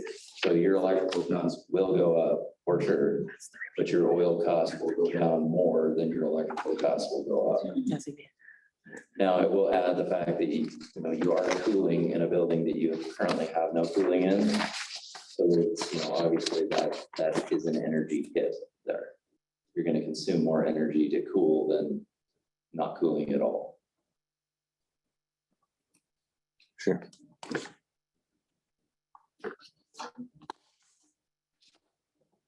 And so maybe what I could recommend would be over the next week, get with McKinstry and John and I, and then the facility, I know Grant's on it, and just flesh out the exact numbers, get a better idea, and then report back to the board on June 1st. And then Talk that about it. allows us to get the form into Scott Black on June 2nd. Is that, I want to talk to Scott. It might be a good conversation with you and Scott. okay, Yeah, to clarify that. I think we need to take a closer look at our ESSER funds and see where we're at, yes, get a report. When I say Scott, that's OSBI Scott. Okay, thank you. I was gonna say, we don't want to be turning it in the day of if it needed, you know what I mean? I don't know. right, Yeah, right. Yeah, in case there's some And I can pickup. call and ask him, easy enough. okay. Nail malfunction. Do you mind sliding that to Guy and just reiterate what you just said? Because I don't think anyone really heard. Plan of action going forward. Right, my recommendation to the board was to, over the next week, to get with McKinstry as well as Grant and the other representative from the facility on the board, and then John and Tiger, and kind of flesh out at a deeper level to make sure that we're all comfortable with it. And then at the same time, get with Scott Black at OSBI and make sure that we'll hit the timelines. And if we can do it on June 2nd, then we'll report back to the board on June 1st. If not, then we'll have to. But we'll still report back to the board via email. Cool. Okay. That's good for you. Thank you. Anyone have any other questions for these fellows? We got a sweet set of plans. I do. Nice. So I only brought one copy. So these are more detailed scopes of work, Mhm. mechanical and electrical drawings. Awesome. Do you have your, I wouldn't mind looking at that. So it's detailed scopes of work are more detailed and mechanical and electrical drawings at 50% design that we used with our contractors. Cool. Schedule for the budget. in more detail that you could send in a PDF I do. later? Yeah. Okay. I have that. We move this over. Yeah, fine. Sure. Awesome. Thank you guys very much. If Yeah, the thank board you. doesn't have any other questions, really appreciate it. Thank you. Okay, as I spoke in the beginning of the meeting, following the McKinstry presentation, we wanted to give an opportunity for general public comment. Huh? I don't have my typical note here. Oh, well, huh? Oh, yeah, I'll go ahead and read that. If there are any members of the audience who wish to address the board this evening, we invite you to do so at this time. We ask the members of the audience come forward to the podium so that your comments can be heard from our Zoom participants. And then we'll call for public comment via Zoom. Again, just to reiterate, these would be general public comments. We do have an additional comment section following the athletic combine discussion. So.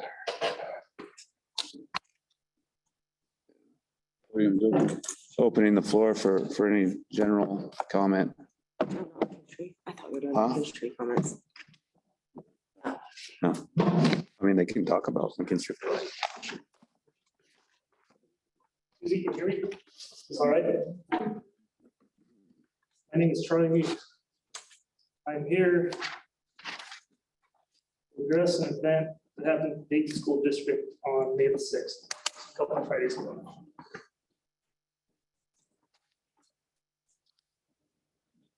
My son was sent to the office that afternoon after showing 2 symptoms of illness.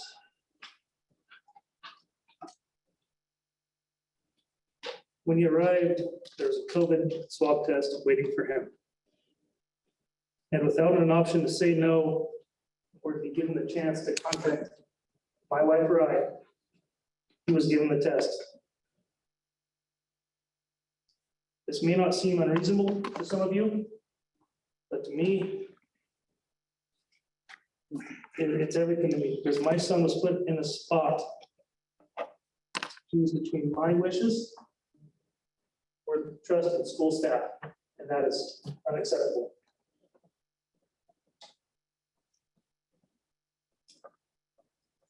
So I headed into town that afternoon to pick up my son, and I asked to meet with the administrator. During the meeting, I learned that the school district does not administer any tests, doesn't communicate with the health district, and has virtually no protocol for COVID whatsoever. And astonishingly enough, and I quote from that administrator, that if a high school student wants us to test, we assume that parents are okay with it. And to me, that bothers me, and I hope it bothers every one of you. All right, fast forward, the meeting's over. I take my positive test son home for the weekend, and over the course of the weekend, he is negative multiple times. Monday, May 9th, my wife and I met with all the parties concerning this inappropriately given test. We wanted to hear the step-by-step breakdown of what exactly happened. What we got was the same spiel as I'd heard on Friday. We had one very sincere apology from the administrator for that test, and that was very, very well received.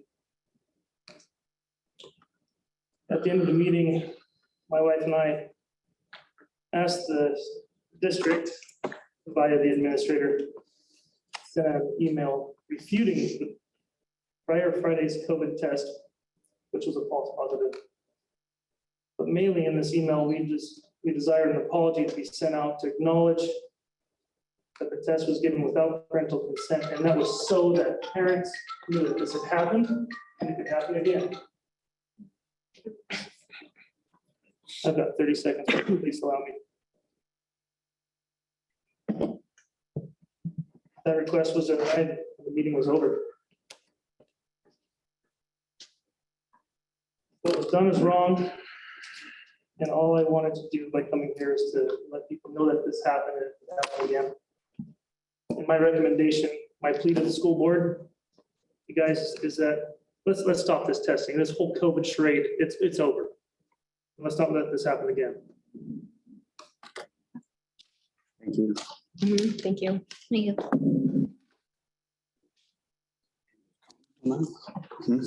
I can. I've been talking You with. want to comment on that? No. Okay. So I would like to comment on that only just because I was part of the situation and handling moving forward. I was not part of the meeting, but was discussing things at least with Whitney Mead. And situation going forward, because what happened took place definitely was inappropriate, should not have occurred. But we can't change the past now. All we can do is move forward. And I just wanted to provide a guarantee that something like this will not happen again. In moving forward, I've also been in contact with Katie Roten, who is our Director of Public Health. She will be creating a committee this summer in which it will include our new superintendent slash principal, however that works out. As well as two of us on the board. It will include Dr. Neese and herself. That protocol will be developed for COVID as far as what situations will happen going forward, testing, things like that, whether or not it's even going to be done here. So all of that will be handled. And before we start fall, there will be absolutely be a procedure followed moving forward.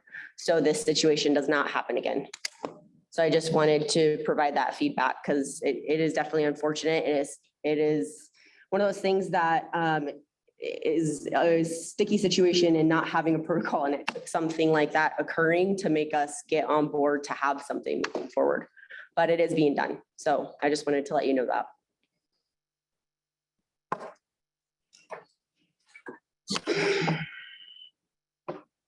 Any others in the room wish to speak? Just again, just general public comments.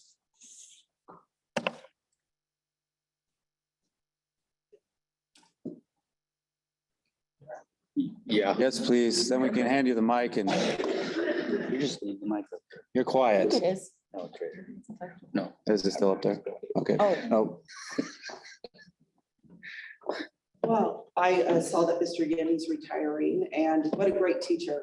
I just want to say that he taught both of my daughters, and he did a great job. And both of my daughters came in 10% of the nation when they took both of their tests at a private college. And I hope that you guys can replace him with a great teacher like that, because we need it for these kids to go on to secondary schools, no matter where they're going. Mm-hmm. So congratulations, and I hope that he is going to enjoy his retirement. you will. Thank you. Thank you. I would agree.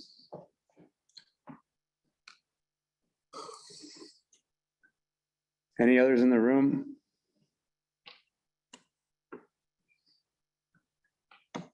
How about any online? Are we done with that up there? Now we could shoot it down here, or, I mean, nothing to see back there now, right? No, there's no hands up. Okay. Want to unplug the HDMI cable?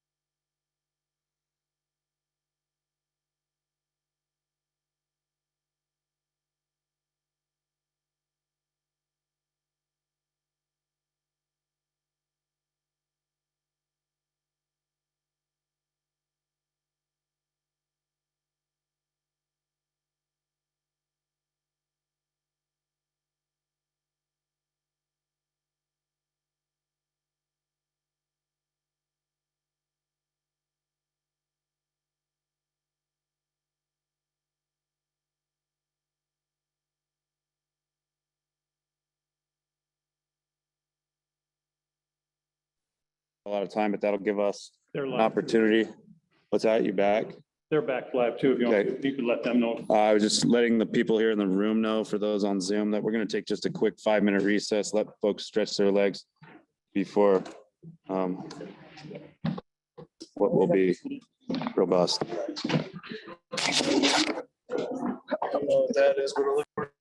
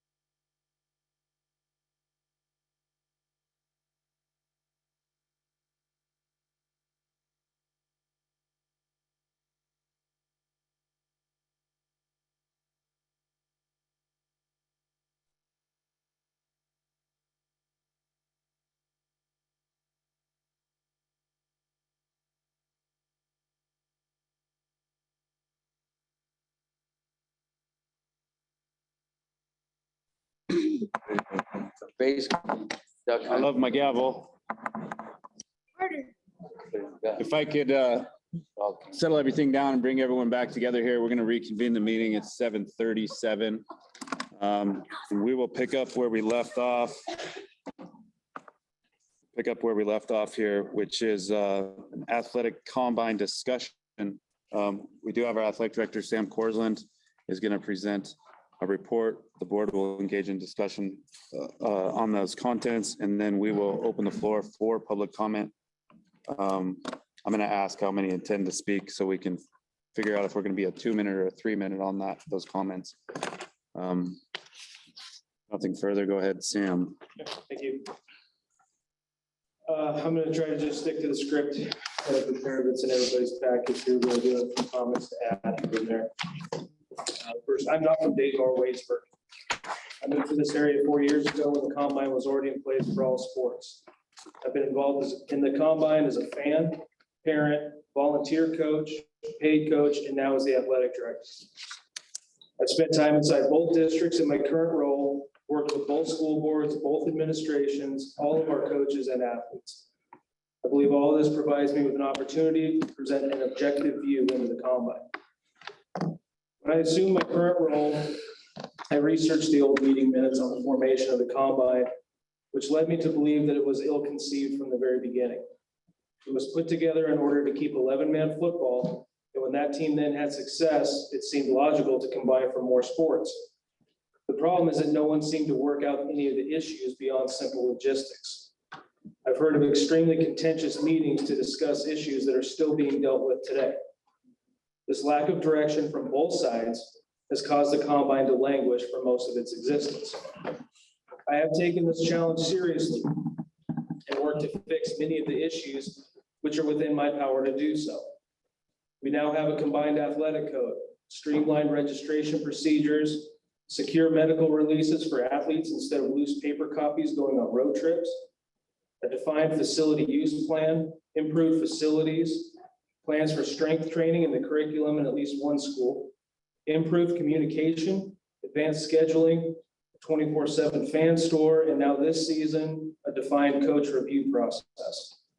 There are still more opportunities for improvement that I have planned, but these will amount to nothing unless the administration and boards handle the issues I need their support with. Following is a list of issues still facing the combine. Of course, not all of them require board or administrative involvement, but some do. The rest are just my objective view of current issues. First, the two school boards do not meet with each other. I asked for a combined meeting to get the combined athletic code approved and was told that that would not be happening. What ended up happening, though, was a 2-month process of me going back and forth between 2 different board meetings in 2 different towns to make changes that one wanted to then go get them reviewed by the other. To say that that was frustrating is an understatement. To date, in my term as the athletic director, there has still been no joint meetings of the school boards to talk about something that is important to community and student culture that we are committed to doing together, and yet the heads of both organizations have still not met together. There is also no fiscal transparency. As the athletic director, I have never seen a budget, a balance sheet, or any other financial information. This is information that I need to effectively plan future facility improvements, team equipment, etc. Also, the burden of transportation is 100% borne by Dayton. I will amend that to be now 99%. When there was a lack of drivers today, we had 2 choices: either try to find a driver from Wadesburg willing to take the trip, or cancel our middle school games at Bethlehem Lutheran. Fortunately, Wadesburg was able to provide a driver. I do understand that Wadesburg does not have many drivers available, but it is my understanding the trip buses were supposed to have been provided to Dayton to share in the wear and tear.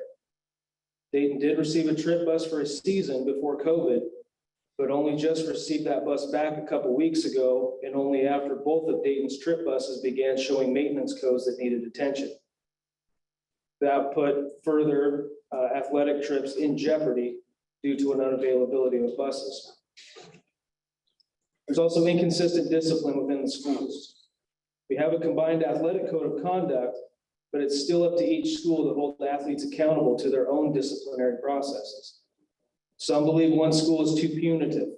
Others believe one school to be too lenient.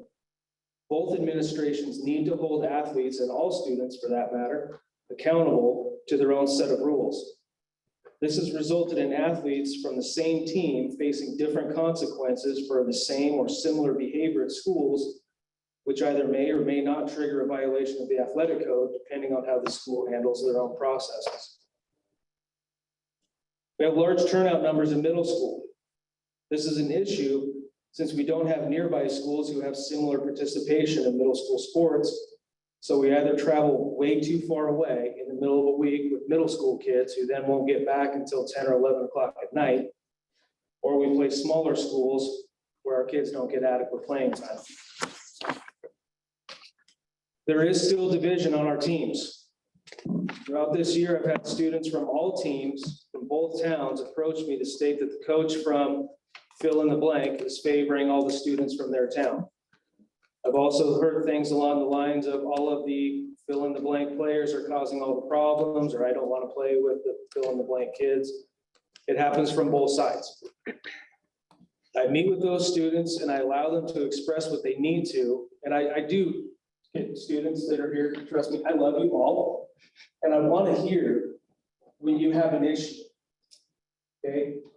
But when you're constantly pointing the finger at another group of people, please understand how that contributes to the divisiveness. I want to hear you, but you have to be open to that the favoritism might not actually be happening. You might be perceiving it. Trust me, I promise you all, if it is happening, I will put a stop to it. I'm at your practices, I'm at your games, and I watch and pay attention to that because I won't tolerate it. Okay, so please don't hear that I'm saying I don't want you to come to me. I do. I just need you to be open to the possibility that maybe some of it lies in your own backyard as well, okay? Yeah, I love you all. And hopefully my actions towards you have proven that. Right? Thank you. There's also a lack of community support. The Dayton booster participation is significantly down, and Waitsburg has no boosters. The Combine Committee has been seeking out people to be involved in a Wolfpack Booster Club, but has made no headway. We don't see the attendance at games that I would expect, and we have a very difficult time finding volunteers to help out. I also hear complaints on a weekly basis from community members in both towns about the Combine. And there's a lack of school spirit. This is something I know both schools can agree on, as I have heard the same comments from staff at both schools. I don't know why we would expect anything else of. As the students who are the most involved tend to be the athletes who are competing together as a wolf pack, but in school, we tell them that they either need to have Cardinal or Bulldog pride. None of these issues are insurmountable. And I will continue working on the issues that are within my power to fix. Some of these, however, can only be fixed if each school board and administration commits to working together to solve them. Given that I have asked for combined meetings in the past and had that request declined, I'm not optimistic that both sides are willing to work together to address the issues that require board involvement. Granted, both boards now have a different composition, but to further my skepticism, we did actually have a recent meeting of both board chairs, both superintendents and myself to discuss a couple of these issues, one of which is the problem with middle school turnout. I had made the comment that I was going to recommend that we split middle school, which is something that does require board approval. The response was an ultimatum from Waitsburg. Even before the meeting took place, I received a text message stating the position of the Waitsburg board that they are, quote, either all in or we are all out. The message concluded with the statement that I could share that with Jeff, our board chair, in Dayton, and go from there. We met regardless, but the sentiment was repeated from the Waitsburg board chair at that meeting. And I want to be perfectly clear. Mistakes have been made on both sides. There are no clean hands in this entire situation. Everyone has played a role in the issues that are facing DW combined athletics, including myself. Throughout this year, I have intentionally filtered the negativity from students, parents, and residents of each community. I've intentionally asked people to come to me with the complaints so that I could weigh the validity of them and take any action needed. I wish I could say that the complaints and negativity were minimal, but they're not. I've heard others say how it seems that two communities are coming together. Well, that's why I have filtered the negativity. I wanted to try to fake it till we could make it on unity. And so I've absorbed the negativity and intentionally not passed it on. I know now that that affected me. And I believe it may have tainted my perspective on what we currently have. So to fully accept my responsibility for this conversation being brought about again, I want to state that I was entirely and completely wrong to allow my frustrations and the negativity of others to impact my view, to skew my perspective on our combine. And so I have intentionally taken some time to step back and objectively evaluate.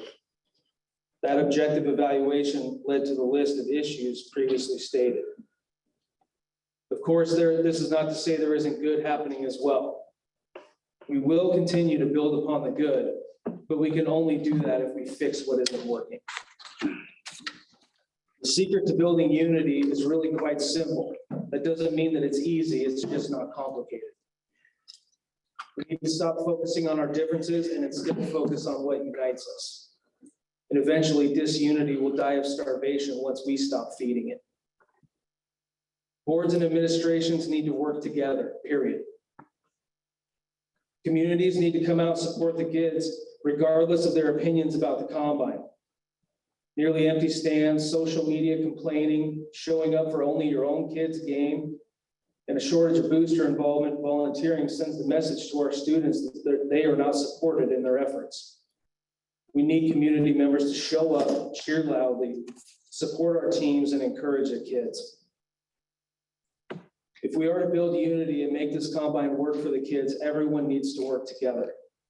Board members, administration, transportation, coaches, parents, community members, and students have all in some way contributed to the future of this combine being brought into question again. Only by all those groups working together will we be able to move forward. That is not something that can be talked about any longer. It must be put into action. It must be planned, intentional, and all those involved must be accountable. But in order to even agree to pursue unity, both sides must trust the other will begin to act in a whole new way. Doing the same thing we've always done will net the results we've always seen. If we want different, both sides must become different. Now, I realize in reading this again, it sounds overwhelmingly negative. But you all need to understand this about me. Negative motivates me. I don't see this as a problem. This is motivation. This is a challenge. I am optimistic that all of this will be fixed, but this is a challenge. I don't see this as negative. We point out problems, not so that we can complain about them. We point out problems so we fix them. And that's what I am committed to do. Thank you. Thank you. Thank you.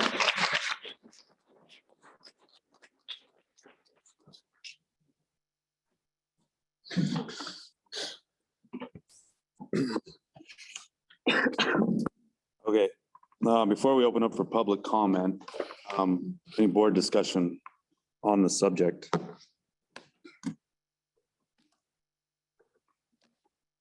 I'll just say that if no one else has anything, and I could speak for hours on anything really, but particularly on this, because I love athletics.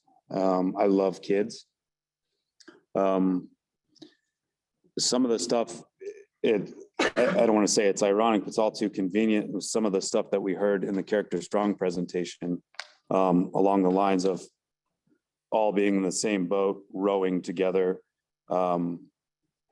being part of a same vision, a part of being on the same page, et cetera. And also just a bigger understanding that in a lot of cases, this is more about adults in a way, and what we're presenting to those kids. That's one piece.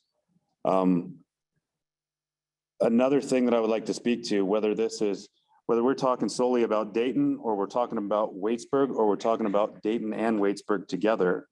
For anyone that thought, and again, this is my opinion, for anybody that thought, well, we're just going to take a few athletes doing something over here, and we'll take a few athletes doing something over here, and we'll mash them together, and it's going to result in wins, or it's going to result in success.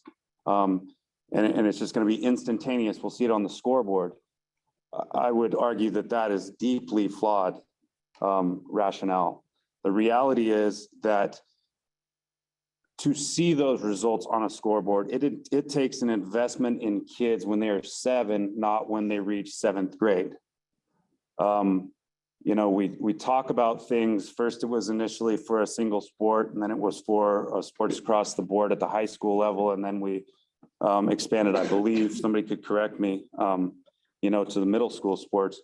The reality is that it takes an investment in time and dedication with kids, and they're this big, to build the foundational pieces that you will see on the field or on the court that's truly going to result in wins. So a lot of these things they're minimized when you're winning, and we certainly are not. Like Sam said, which was a shocker to me, and nobody on this board was part of any combine stuff. And so in the initial joining of those things. So it is a little bit troubling that there's not a financial statement that goes along with these things. That's sort of like meat and potatoes of a concern. All that being said, I mean, I agree with the things that Sam has said. I know that we look at national trends and say that kids aren't turning out for sports, or they're not turning out for activities, or the kids today, and they have too much time in front of the screen and all these different things. We blame kids, but I look at adults. What are we feeding them? What are we providing for them? What opportunities have we created that are going to end up in a more successful existence, whether that is on the athletic field, that's turning out for 4-H, or painting pictures, stitching quilts, you name it. It falls on the adults to invest in those kids at a much earlier age. And you will see, as you do see, we now have an increased participation rate amongst middle schoolers. And that's not by accident. That's not a fluke. That comes as a result of an investment in those kids when they're this big.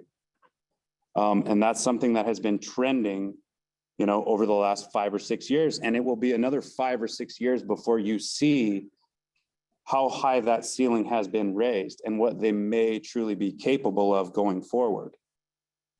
I guess I'll just leave it at that. That's kind of my assessment. So I don't know if anyone else has anything to say. It's not by accident. You can have 3,000 kids, and if nobody's doing anything with them, you've increased your pool, your genetic pool of athleticism. But for all those that aren't as God gifted, it takes an investment of time. And even for those that are highly athletic, it's still every year they go without being fed as younger, that ceiling sort of lowers as time goes on. So that's just me. So if there are there any additional comments or discussion for the board before we open it up to the floor? Okay, if you all would be so kind and give me a raise of hands who plans to comment on the subject. Okay, there's not as many as I would have anticipated. Got a few. And in this case, I'm just going to say, normally, board comments would be reserved for those that live within the bounds of that specific district. Completely going to make an exception in this case. It's not a rule that we've had in the past. Because we do have a joined situation, I would like to offer that opportunity for all that wish to comment. I saw only a handful of hands, so we'll go with the 3 minutes. And there's a couple online too. A couple online as well. That's good. I think, again, I want a chance for everyone to hear some voices. So if we can respect the 3 minutes, that'd be greatly appreciated. And with that, we'll go to we'll open the floor here in the room first, and then we will kick it to those online. So whoever would like to step up, there's no necessary order here. If you could, just in this case, just so we know people where they're coming from, their perspective, if you could just say who we are, where you're coming to us from, that'd be appreciated. Hello there, I'm Christy House. I'm the board chair that was referred to in this document. And I would like to talk about this document a little bit. The reason it was sent back and forth at the beginning of the statement, saying that the athletic code was sent back and forth several times, it was because there was WACs and RCWs that were not followed in it, and that's why we sent it back. The two school boards, we met last week, not the school boards, but Jeff, Guy, and Mark and I, and we have tentatively set up. We have tentatively Pittsburgh for next Thursday. We have not heard from Dayton. As far as the fiscal piece, Waitsburg has not received any budget. We've only received 2 bills and we paid 50% of the transportation.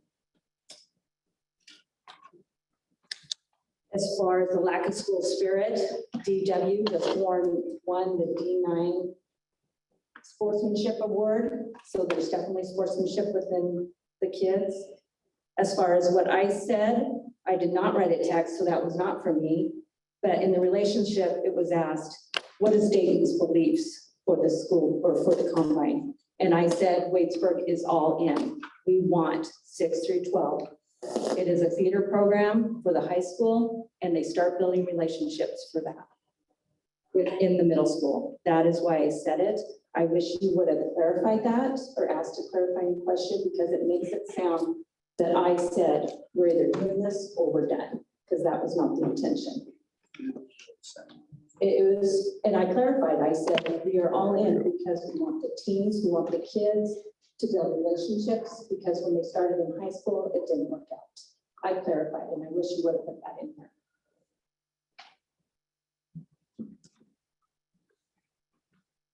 That's all I have for right now. Thank you. Thank you.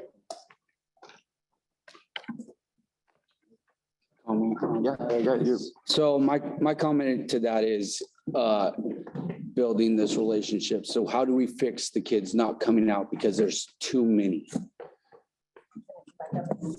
Are you asking? Yeah.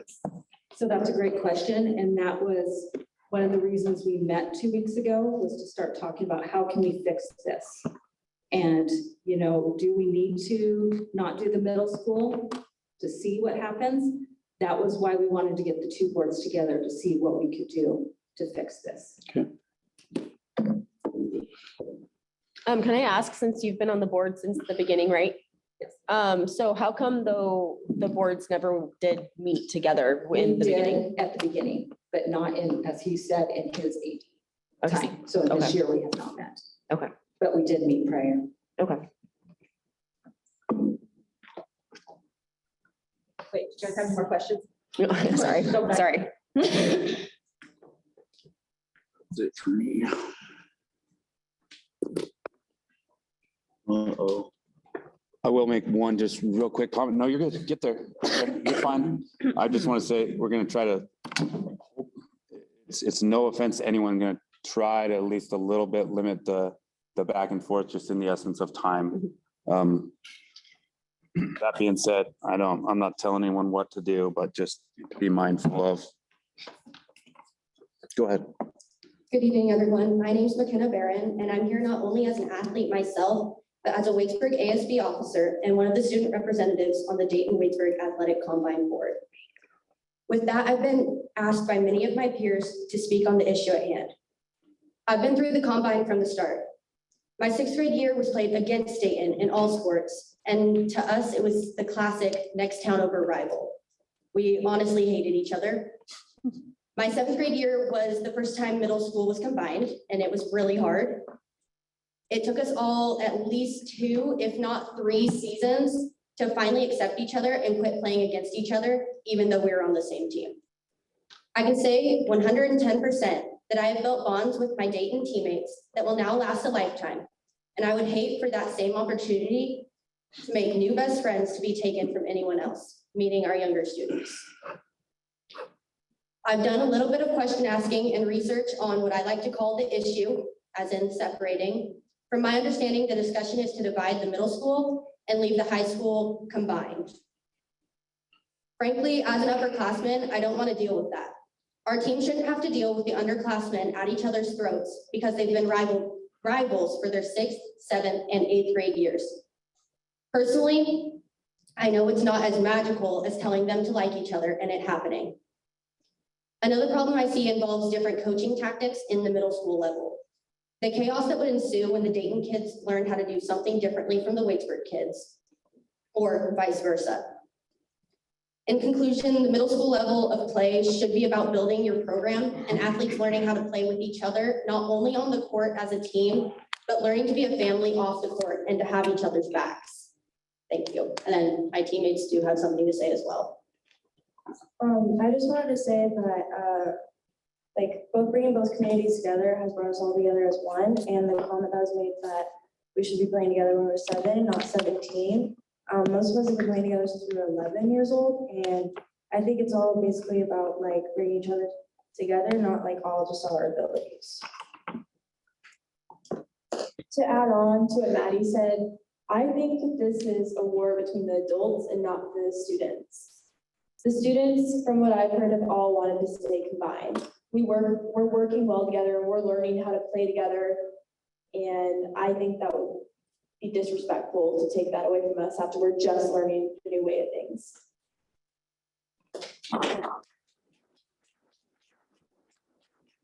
Thank you.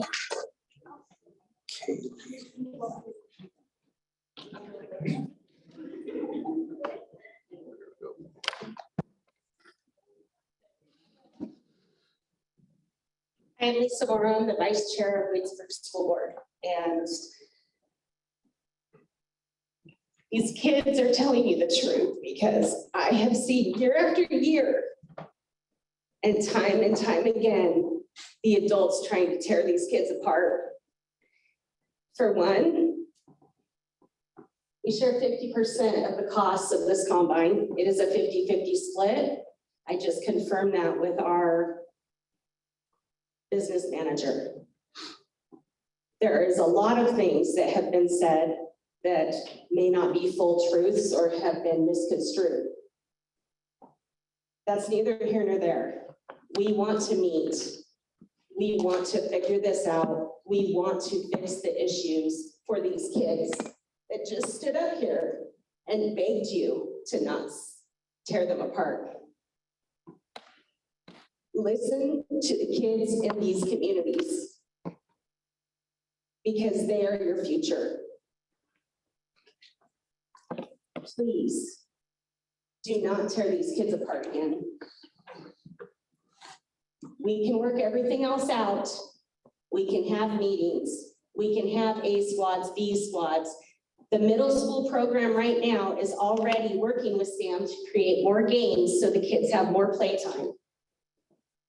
They just won awards for most inspirational for their league for DW Combine. Most school spirit.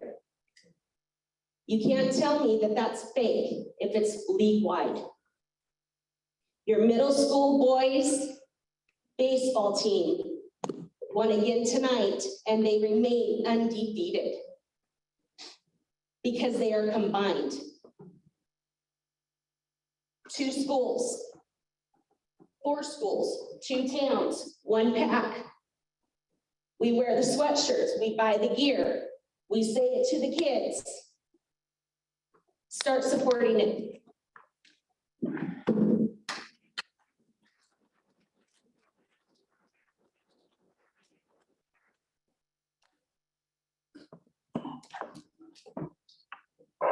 I will speak really briefly to that middle school baseball program, because I've coached those kids since that 7-year-old thing that I'm talking about, the most of them, the bulk of them, and that's what it takes.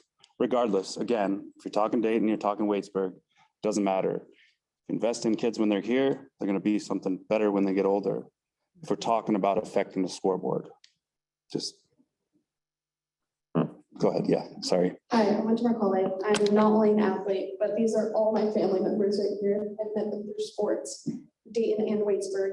So when you think of sports in Dayton or Waitsburg, you think of DW Wolfpack. You don't think of just Dayton or just Waitsburg.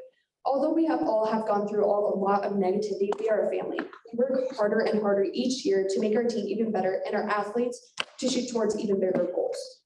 I do thank Sam for your cooperation and investing in our schools and team. I can't say this would make our schools any better as you have tried to make better and push towards. This will not benefit us and it is truly heartbreaking to think about our team splitting apart. I have never seen a more invested team in my life. Not only that, the school spirit is there. I will have to say that I will not have motivation to participate in any sports without my family and without my team. Not only that, we are combined for other things such as dances and other activities. We are a family and we are one. Thank you.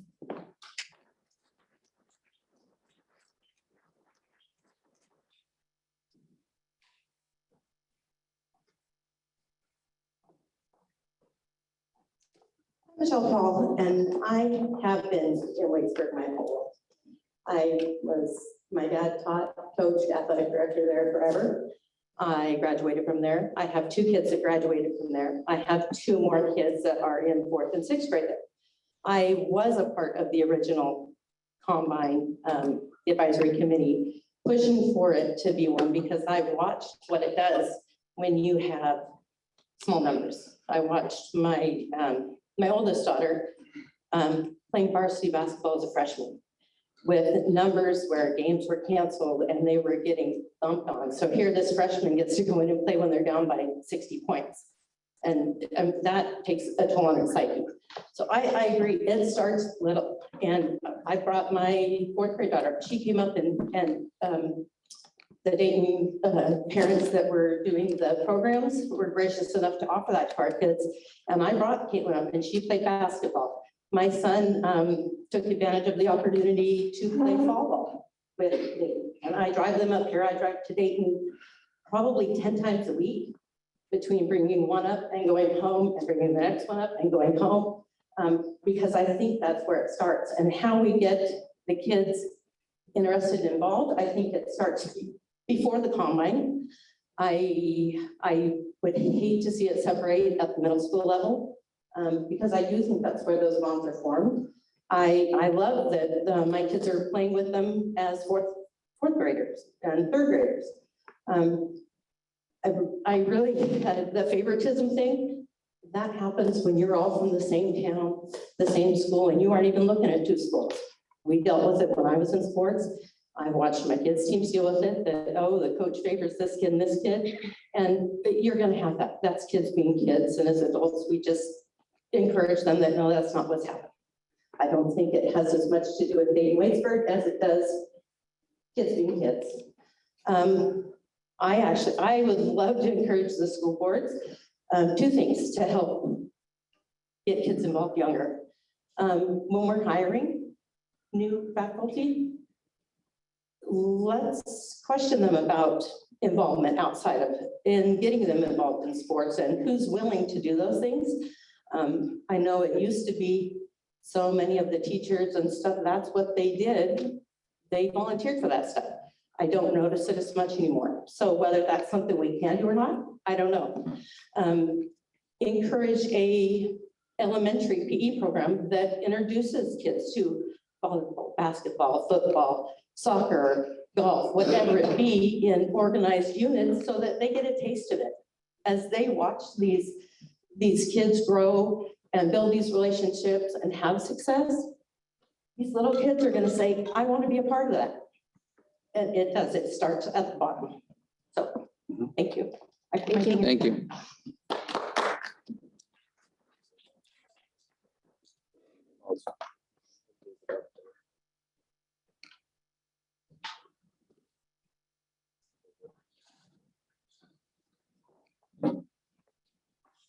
Hi, my name's Mary Ann Ward. I am from Dayton.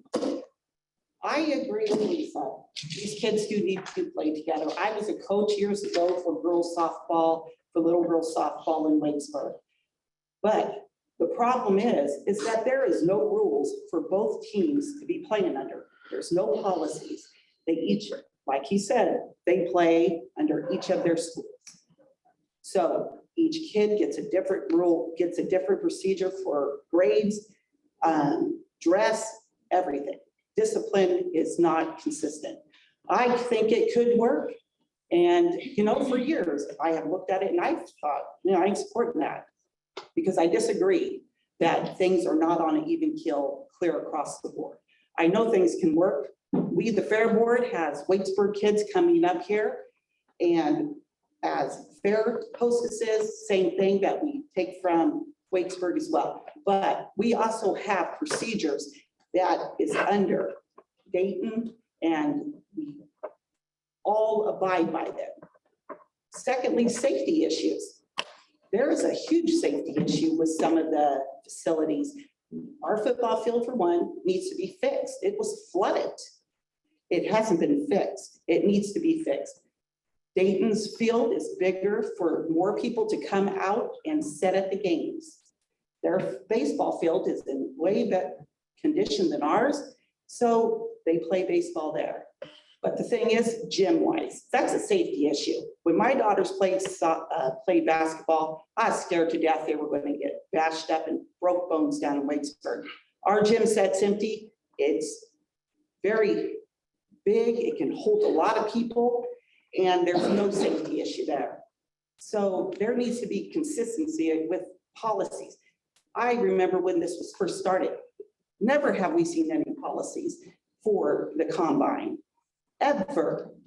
And it just goes on. And where's the money coming from for the uniforms?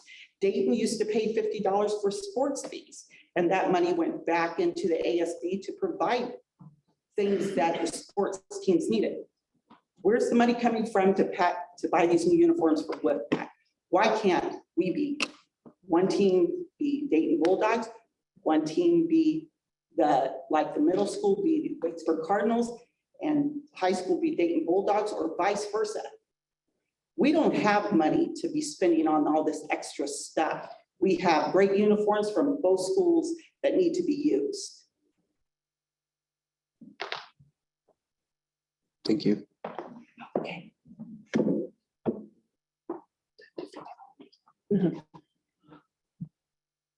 Can I just quickly say, I haven't heard any talk about a DW Joint Booster Club. So if somebody has information on that, I would love to get it, because tonight's the first I've heard that there's been any kind of effort to get a joint booster club. I'll be here after the meeting to talk to anybody. Okay.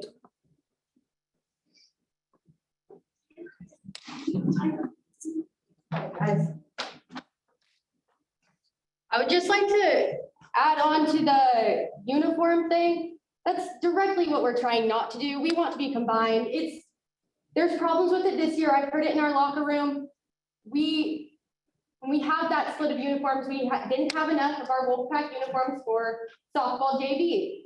They were a different uniform. They personally felt that they were not included in that team. And that's just another thing that's ripping us apart. We can't split. It has to be like, we have to be Wolfpack. The uniforms make us feel special. We all match. We all look really nice.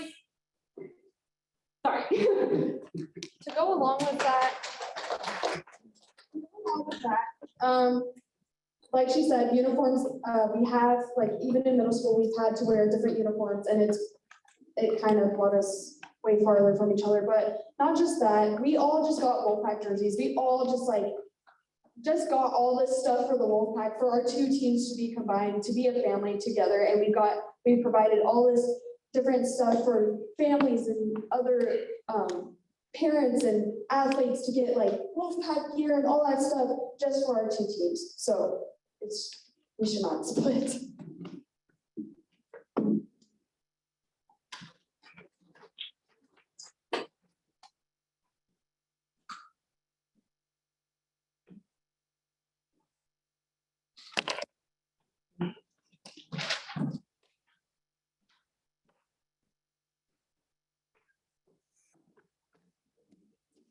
My name is Jennifer Roderick, and I am a speech pathologist in Dayton.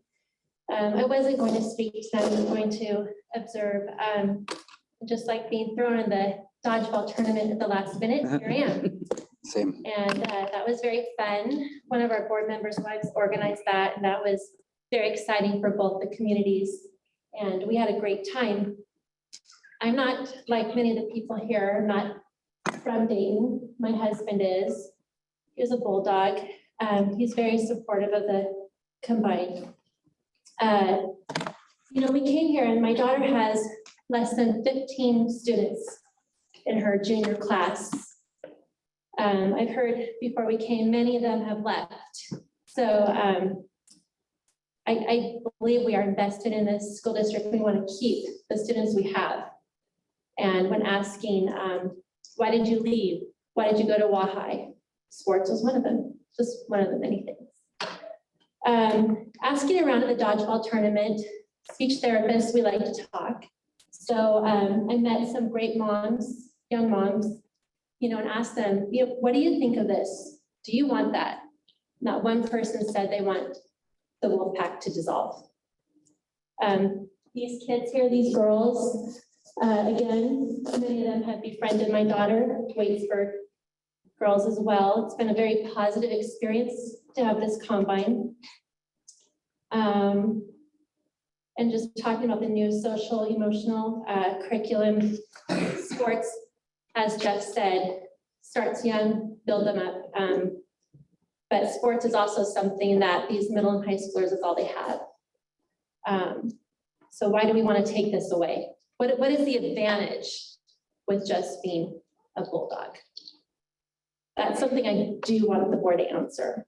What would be the advantage of doing this? I just want to say we truly want to keep our students here, not have them go to Wahai for sports. Think about that. And I also want to thank Sam Porcelain for all of his work. And I like the positive idea of the board working together to make this happen. Thank you.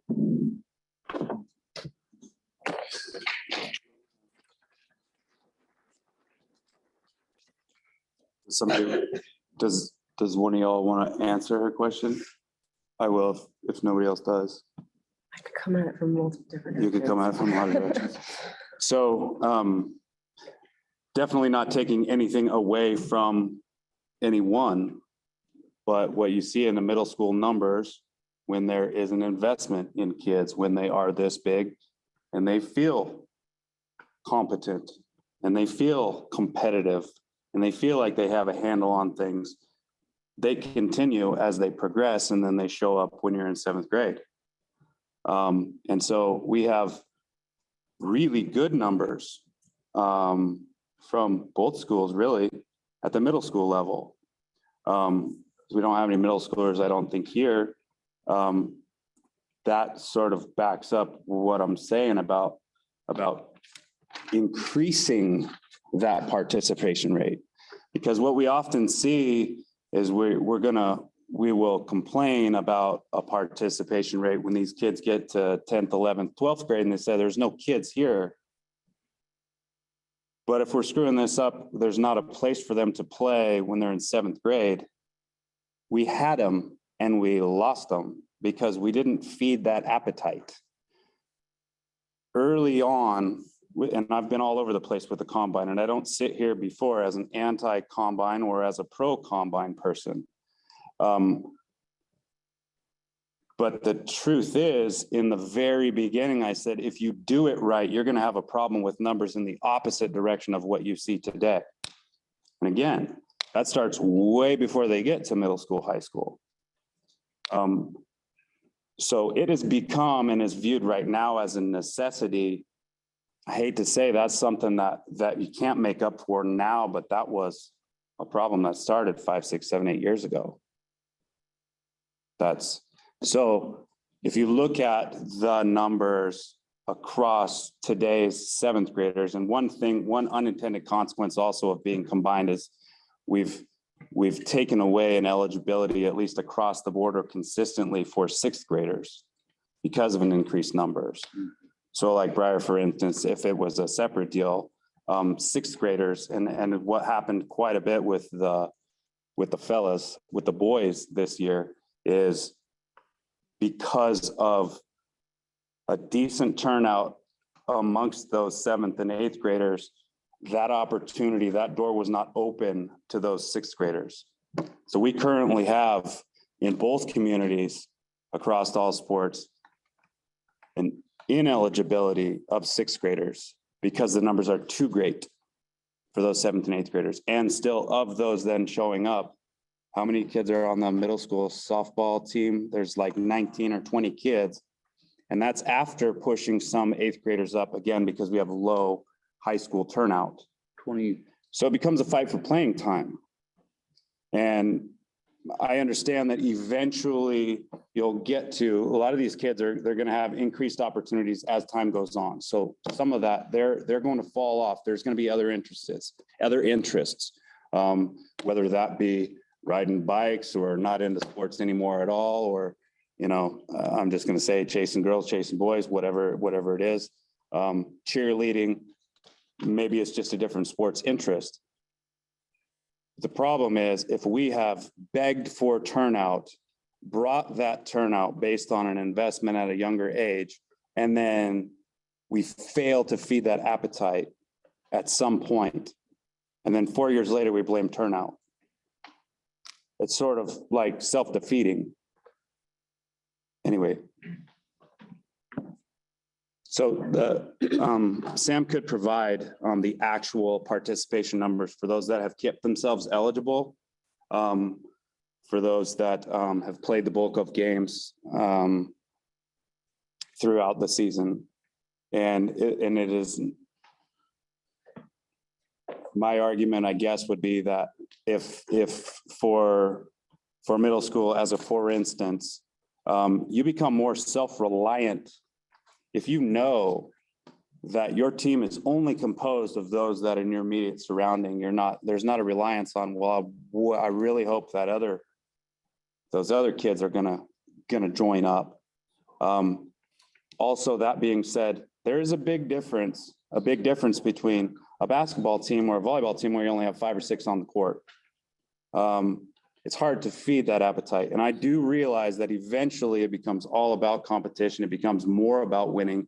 And so that equal opportunity does minimize as time goes on. But I really don't want to take away an opportunity from someone in 6th grade, in 7th grade, in 8th grade. They will filter themselves as time goes on with other opportunities.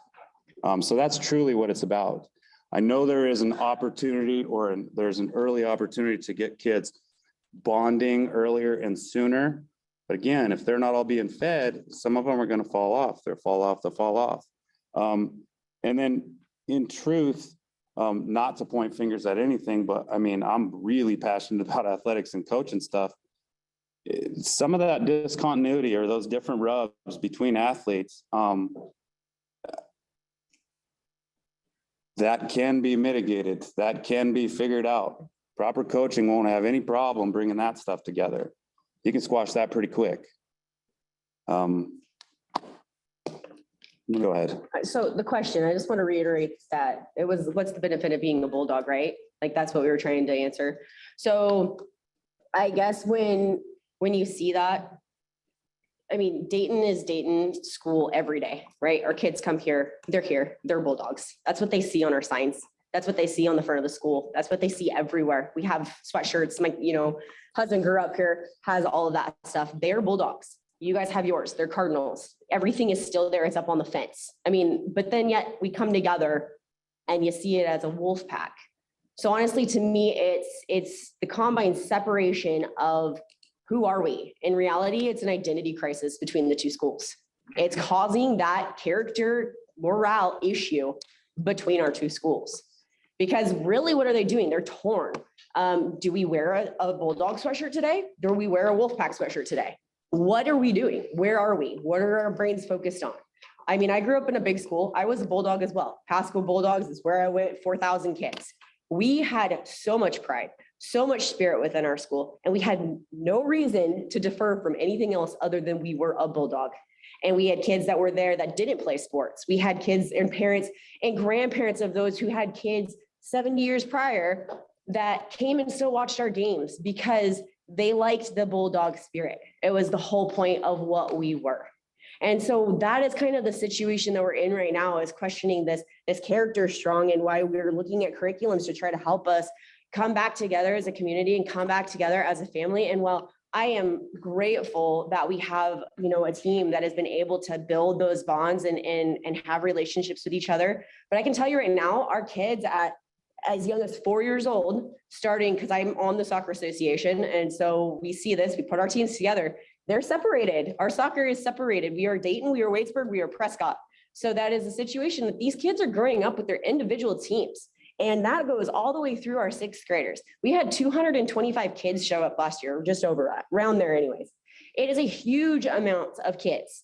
And that's what we're going to be seeing coming up through our schools, because our parents are here and they're being supportive. So the benefit of being a Bulldog, though, is to come back to that community overhaul of who we are as a collective. Cardinals need to show their pride as being Cardinals and be able to go to their school and say, this is who we are, not be torn between that two of, we don't know. And that might have been, like we were just discussing, might have been an issue of back when this first started, because I wasn't part of that. I only actually got to see my husband's younger player begin in that, because he was part of the football team at that time. I can tell you right now, that was a horrible instance for him. It did not work out great. The team took state. He hated it. He never got to play. So the situation is that there's definitely different points of view from every different person, but he also didn't like the fact that he didn't know who he was. So, I mean, it comes back to, are we rivals? Are we playing against each other? Or are we playing together? And at that point, not all of it was combined. It was just football, but we need to be able to come to this school and say who we are. And that's that identity crisis part. And I think that as we move forward, if we want to have that spirit, we want to have that collective, we have to be able to identify. So are we going to change our signs and we're all going to be Wolfpack now? Or are we going to stay Bulldogs and are we going to be Cardinals? And I can tell you that as it goes on, and whether or not we stay together as high schoolers, because I do agree that the high school needs to be able to compete. The whole situation, there's multiple different avenues in which this can go. So that's something that we need to talk about and collaborate with and see what's best for everyone. But as our kids come up, I have a 9-year-old, I have a 6-year-old, I have a 2.5-year-old. I guarantee you they will be in sports, and guarantee you all my friends who have their kids in sports right now are going to be in sports. Our numbers are going to be immense, meaning that we're not going to have that ability to stay together anymore. So at some point, this is going to end up fading, and it's going to be a situation in which we're going to have to be competitive, because that's just what we do in sports. So where do we start that process? And I think that's where it comes down to. But the benefit of, going back to the question, being a Bulldog is solving that identity crisis. That is who we are. We come here, we know, we're certain, and we can hold that spirit every single day. That's what I see that as. And I see some girls are going to numbers now. My son's class has 6 boys. So if we break up junior high combine, then in 3 years, when you have small numbers, now we're saying, oh, but wait, now we need them combined again.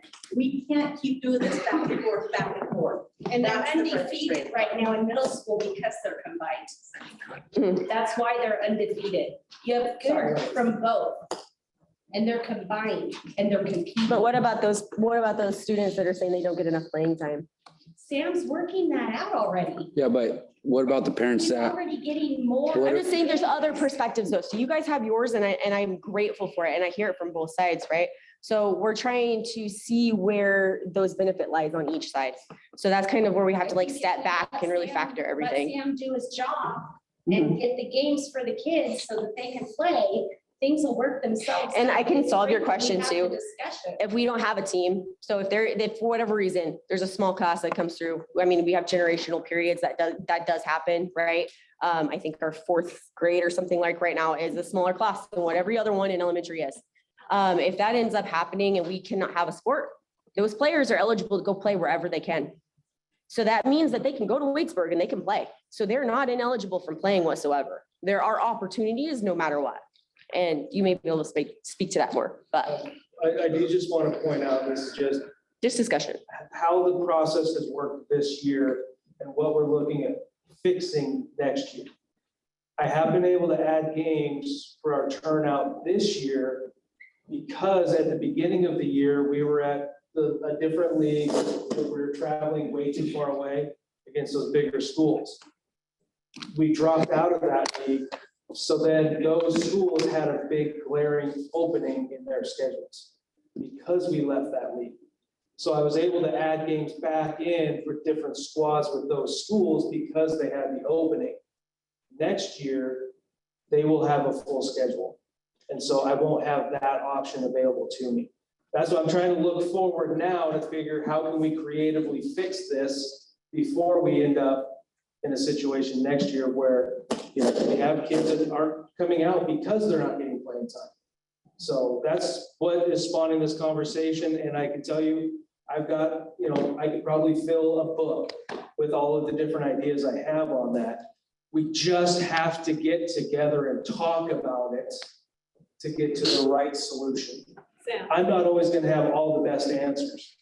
I'm probably over 3 minutes. No, I just wanted to ask something about, I have a question, a comment from somebody online that said, what about sixth grade? Numbers kept the sixth grade boys from participating. There's a huge gap, combine or not, that needs to be filled. Absolutely, and that's been another problem all year. Both boards approved sixth graders to play if we needed them to fill out teams. With the sizes of and participation levels on the girls, we needed sixth grade. But with the sizes of classes and participation on the boys, we couldn't have them. And so in a classroom, you've got a sixth grade girl getting ready to go to her softball game sitting next to a boy that we told can't play. That's not fair. It's not right. And so we've got to fix all of these issues at the middle school level. And that's why I'm trying to start the conversation of how do we do it the right way. And I will point out to, again, like I said, the secret to building unity is not complicated. So, and if we're that concerned at the high school level that all of a sudden they're just going to hate each other and want to kill each other at the high school level because they were on different middle school teams, then the unity we think we have at the high school level is really not that strong. Okay, there are ways to fix that and address that, but we can't approach these decisions with the fear of what might happen. We just have to work together and create the future we want. Have several people that would like to talk on. I just want to piggyback off of Jeff, what he said earlier. You have 4 or 5 boys not playing baseball right now because too many kids at the middle school level. We got 5 or 6 girls, but plus you have to look at what softball program my wife has started for the little kids and look at what's coming up in the 6th grade next year. There's 22 girls for the wall league for our teams. That's 2 teams. So now we're going to put those girls in the middle school with the other 22 kids. What do? We travel to Seattle and play C teams and have parents mad because kids are coming home at 1 in the morning? What do? We need to figure it out. Okay, so Zach, to talk to that, when I was in 6th grade, it's been a few years ago. We didn't get to participate in junior high. We were 6th grade. There was 7th and 8th grade. Everybody's worried about junior high, 6th grade. Isn't there a little league still? Okay, still a little league. And we did football, we did flag football, 6th grade here at school. Okay, so just because board approved 6th grade participation doesn't mean that they should have to play in the junior high level. They should be able to play Blue Mountains softball. They should be able to play Little League baseball. If somebody wants to do flag football, do flag football. I don't think that you should move things along and say we're not going to have junior high level because we've got too many kids, because 6th graders can't play, for one. That'd be one reason. I don't think that's a good reason. Because there's different opportunities out there. When 6th grade wasn't available for basketball in junior high, I coached AAU basketball, did 4th, 5th, and 6th grade, and we traveled Walla Walla, Tri-Cities, Lewiston, and we played basketball. wasn't sports, wasn't school sanctioned or anything, but we play. Okay, Jeff talks about we need to get them while they're young. Great, sure.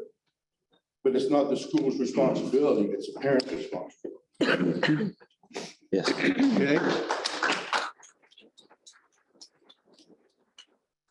Alicia, with respect to what you were talking about, see, now, I'm sure people are gonna get mad at me over this and they're gonna go home, okay, that's right.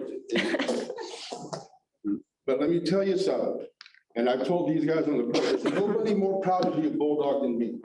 I love this school. And I've told my players that. I absolutely love this school. But when I went to Waitsburg and coached there, what a great group of people. Absolute great group of people. So when somebody tells me that, and I've told Sam this, we walk into that gym and there's not a Wolfpack thing there. How do you expect anybody to have any kind of pride in being a Wolfpack when you go into the place where you play your home games and there's nothing there? Exactly. Okay? I drive by Waitsburg every day. Cardinal pride. Down Coffee Eye there, and I see Waitsburg or Cardinal Pride. Yep. I don't like that. My first thing was that to say Wolfpack Pride, not Cardinal Pride. We have to change. You guys talking about change? Then we have to change. Put your Bulldog hat in your back pocket, put your Cardinal hat in your back pocket. We're Wolfpack now. You talk about identity crisis. We create the identity crisis by not buying in all the way. Neither school. I go into the office here, all I see is Bulldog shirts, Bulldog this. I go over there, Waitsburg, Cardinal, this and that. I don't even know who that is because I coach the Wolfpack. That's who I coach. I coach the Wolfpack. And some people might not like it, people might don't like me, but I don't care. I know. You're gonna have a hard time taking it away. I'm very passionate about this. I'll take it away. Is this about you? Or is this about? It's about the kids. Is this about the NPCs in this auditorium? From the people who chose to leave this school based on this division? Yeah, exactly. Yeah, it should be about the kids. I'm asking that. What about the people that aren't sitting here, that are tired of the school, that are tired of the combine, that aren't here talking about it? Because this idea continues to go on and on and on and on. And it's failing. Yeah, it's failing. Who's what? Who is it failing? Well, it's failing the students, for sure. Failing our students, failing our athletes, right? It's failing the students that are proud to identify as Bulldogs and then have to come home and say, what about the Wolfpack? Are we that too? You want to go there? You want the gavel? You want to combine schools with Dayton and Waitsburg, and Pomeroy's got nice people too. Tushy, they're all great people. I'm not knocking any of that. But why don't we just pool all together? Well, Then we can. I would say that. Seattle. Sam has made that. That comment about combining the schools. Don't know if it all happened. I'm sorry. But it's something that Sam talked about. Don't know if it all happened. So for me, I would, I would kid. I'm not overlooking these kids. It has nothing to do with me. I respect these kids. I respect what they're doing. It has nothing to do with me. It's all It's about tough them. place. Can I make a comment real quick?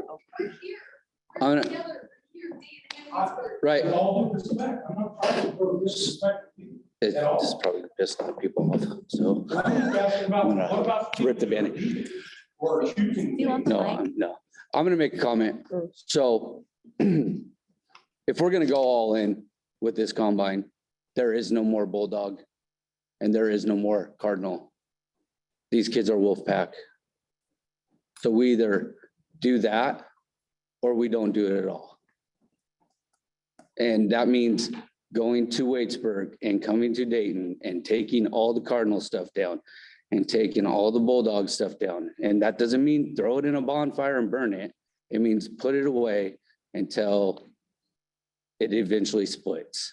But until that, Getting rid of our bleachers that we, the community, pay big money for over there, and the rest of the stuff. You know, this is making Waitsburg paying to they can approach them to play under us. okay, but They should be coming to. that was in the past and we are here now. So we need to either figure it out. Continue with comment. Hey, so I am gonna ask, There's what people are we online doing? still too. Hey, we're gonna have to open the floor to further folks. Like, I get it. I know. We got some Zoom people. We got some other folks that haven't spoken in the room. I'm not trying to take it away from anyone. We got to rein this thing back in and keep it into 3 minutes, please. Class of 97, DHS, go Wolfpack, okay? Tired of the BS, I'm tired of this limited people talking about what we want to talk about. That's why we're here, okay? It's awful awkward that we're here tonight talking about this once again, similar to talking about a facility upgrade that we don't have any information on, okay? Don't take this personally, because none of you were sitting here when this combine started, with the exception of Mr. Griffin. Right at the tail end. Right at the tail end, okay? I was on that initial combine committee. I was against the combine. Why do we need a combine when we've got a sophomore class in Waitsburg that could play 4 teams? Okay? I was against it. Didn't even know what was going on. I got a phone call. I had an opening in my schedule. I have meetings just about every night, doing stuff for kids. Fair board, 4-H camp, all of this. Before I run out of time, I want to ask you one question here, and I don't want an answer because I don't want it to count against my time. Other than coach, when was the last time any of you were at a ball game supporting these kids? Yesterday, last night. Yep, Okay? yesterday. So. Same goes for the audience. Very few. Broke a kid at that last night. Watch those girls get. I almost cussed there. Mental errors. Tamara, Jared, myself, Bill Groom, and one other parent were there supporting them. Okay? We talk about the code of conduct. Prior Dayton School Board Chair was tasked with rewriting it. Again, not gonna draw whole business, didn't happen. It did finally happen, there were discrepancies. Questions were called. The issue is not the students, it's the adults. I've said it from the beginning. Give these kids the keys to the bus and they'll get themselves where they need to go. Here we are, once again, with a new board. Don't take this personally, because I'm gonna be at the Waitsburg School Board meeting with the same issues. But here we are talking about this again. We've made a decision. We hear about all these people in the community that are against this. How many of you just recently ran for school board? Ballots were pretty short, not a lot of applications. Why is that? I don't know. Where are those people tonight that are against this? I know there's a few, Mr. Yost, Mr. Trump, and I respect that. But we hear about all of these people that are coming with negative issues and are against this combine, but yet they never show up at these meetings. When has the school board consulted the coaches and brought them in? On the initial combine, I brought that up. Why are we not talking to the coaches? Coaches are the most important part of this. And that middle school program is the feeder program for them. We're not letting them be a part of that.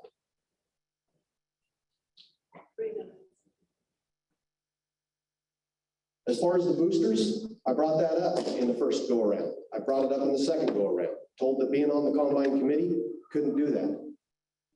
I'll take the responsibility for not finding someone to lead that. But I have pledged personal dollars to put towards that booster club to get it started. It's pretty embarrassing when we go to a basketball game in Mapton, Washington, and there's a DW Wolfpack banner hanging in their gym. And we've been told that we cannot have one. What are we telling these kids? It's speculation that numbers are going to grow and we're gonna have too many kids. That's a good program. Figure it out, figure out how to work with it. Find the coaches and work with them. We had the numbers before. We don't have the numbers now. Why is that? It's not because of this combine. We failed them when they were young. We failed them when they were young. We failed them when they were old and they left. A lot of the kids that left did not leave because of this combine.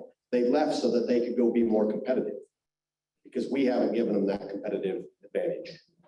These girls back here lost 29-2 yesterday, something like that. Well, scoreboard's a long ways out there. I couldn't see that. 17. And the only thing they were concerned about was the coach was gonna be mad at them. They were still laughing, singing, having a good time. And you're gonna take that away from them? I hope you think about that when you go to sleep tonight.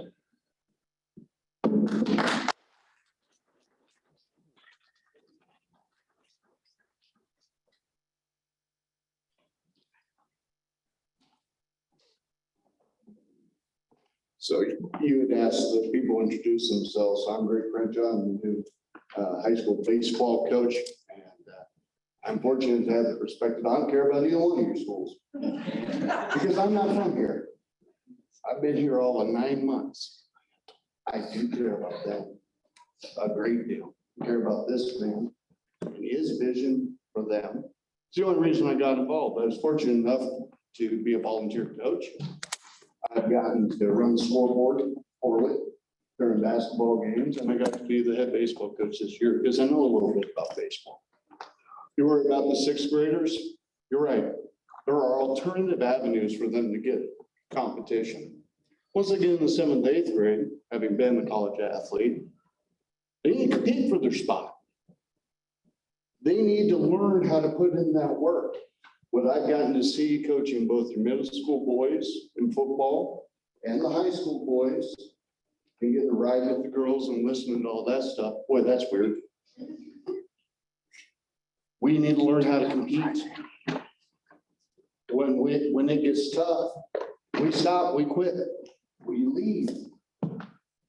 Is that the lessons we want to teach our kids? Now, I tell you this, I have an 8th grade daughter who is a poor athlete. And if we stay combined, she'll be phased out. God didn't gift her with the athletic ability he gifted me. Now she's learning a lot from athletics. She'll have to learn some of those lessons somewhere else because she's not good enough. Or she's gonna have to put in the work to get a lot better. That's the challenge that's going to face her.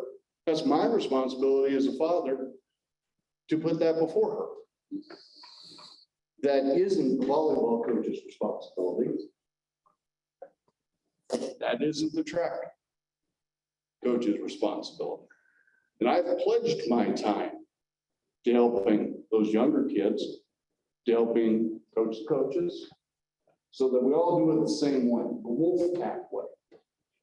I don't know what the heck a cardinal is. I don't care what a bulldog is. I do care what a wolfpack is. And last but not least, I do know that there has been money pledged to Sam to support making sure that all the kids get to wear Wolfpack from middle school all the way up to high school, including practice jerseys, because it's absolutely ridiculous. Those kids have to wear anything else. And I will help tear down anything and help fundraise for anything to get it all converted to Wolfpack. And if you don't want to do that as board members, as parents, as communities, that's absolutely your choice. Then don't do it and quit playing around and dissolve it and go your own way. Or buy in completely, give the kids a chance to be competitive, to learn how to be competitive, and see what you can make of it. But 1 foot in, 1 foot out isn't gonna work for anybody. And the kids will be the ones that lose out. How much you want to play for an athletic program that may not be there tomorrow? I sure as heck wouldn't want to. The middle school idea, I came from a school where we were bitter rivals with the other junior high. And we came together in high school. Yep, that freshman year was fun. Right, we've been competitive. Gosh, he's a lot better than I thought he was.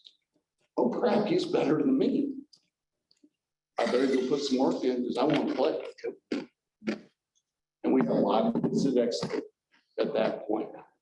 They weren't willing to put in the work or they weren't good enough. That's athletic competition.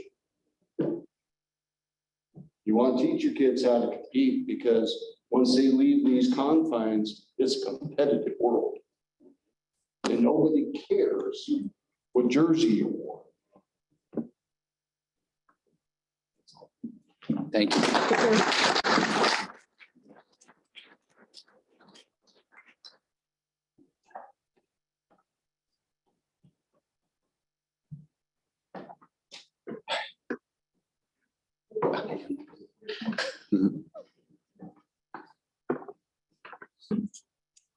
Jeremy Trump. You guys have all heard from me before. No, I'm not a combine supporter in general. Because one, I was a co-chair when it was getting started.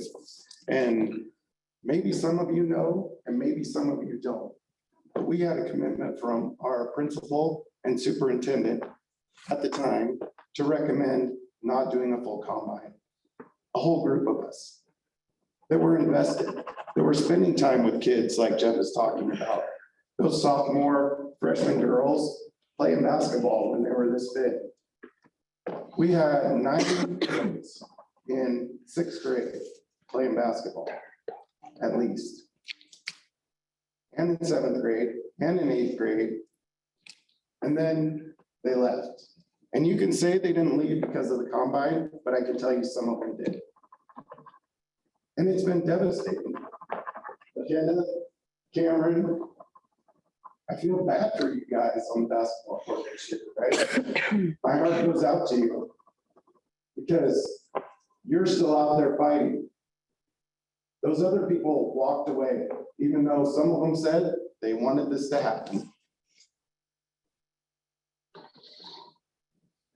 And it pisses me off a little bit because I'm still here fighting too. How many of you guys have seen me at one of your games? I hope almost all of you can raise your hand because I've been at pretty much everything. I love sports and I love kids and I don't care where you come from. And that's why I got on the committee, is because if we're going to do this, we got to fix it, right? But at the same time, I disagree with some of the conversation here. We're Bulldogs here. That's what we are. And you guys are Cardinals. And you should be proud of it. And we should be proud of it. And you kids should be proud for your teammates when they're at their school or you're at their school. You should be okay with seeing Cardinals on the wall. Should we not have Wolfpack? Yes, we should. I voted on the committee. We need some banners in the gym, right? That say Wolfpack on them. But that gym's used for our concerts and graduations, and our kids should be able to go in there and be proud of that. Just like you guys should be able to drive down the road and see Cardinal Pride and be okay with it. I don't know what the right answer is. Are the adults getting in the way? I know a lot of you think I am.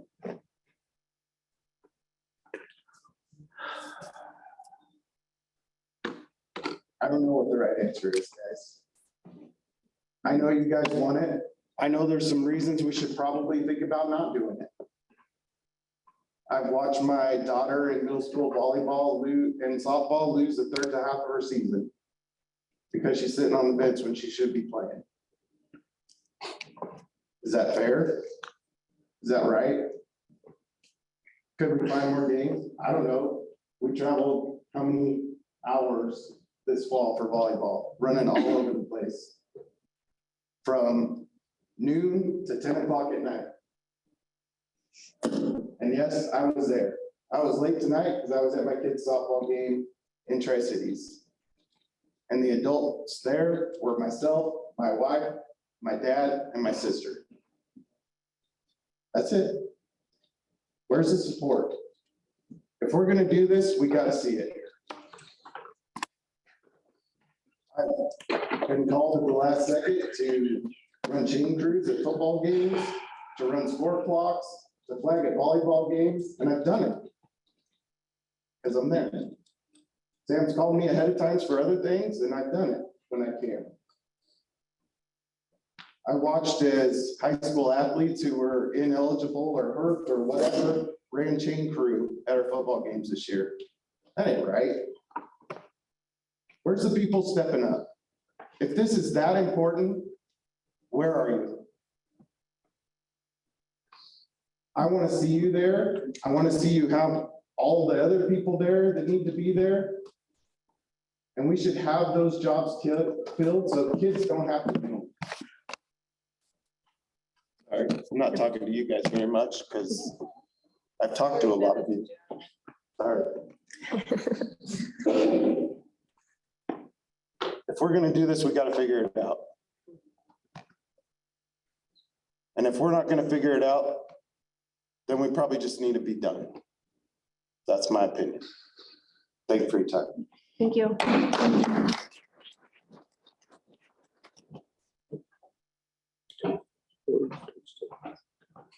Mr. Chairman, could I have 30 seconds to say something again? Please? 30 seconds. Well, I kind of lost my train of thought there when I talked about being uneducated about a facility upgrade. That was kind of a joke, but it's kind of serious. I was on that initial combine committee and I asked the questions. Whose buses are we using? Who's paying for that? Who's paying for the tires? Who's paying for the fuel? No one could tell me. I'm now find myself on that combine committee again because I was asked. Anyone can show up to that, but I've asked those same questions. This is to Waitsburg's administration. This is to Dayton's administration. Consider yourselves administration or not, rather be superintendents, principals, school board. Buck stops there. How did we get here without having that decided before we started? Sorry. Is that my 30 seconds? That's not your timer. Valid questions. Who knows the answer? Nobody. I could talk all night about this. I'm very passionate about this and about these kids. And this discussion tonight is great. We should have been having this 4 years ago when my son came into high school. He's a senior now. And we've screwed away his entire sports career. Whether he would have played or not, I don't know. But we'll have these discussions when we have time.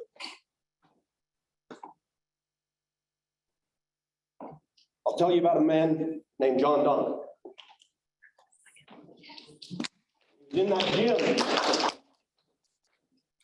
every single day for these kids. Think about that when you have to spare time.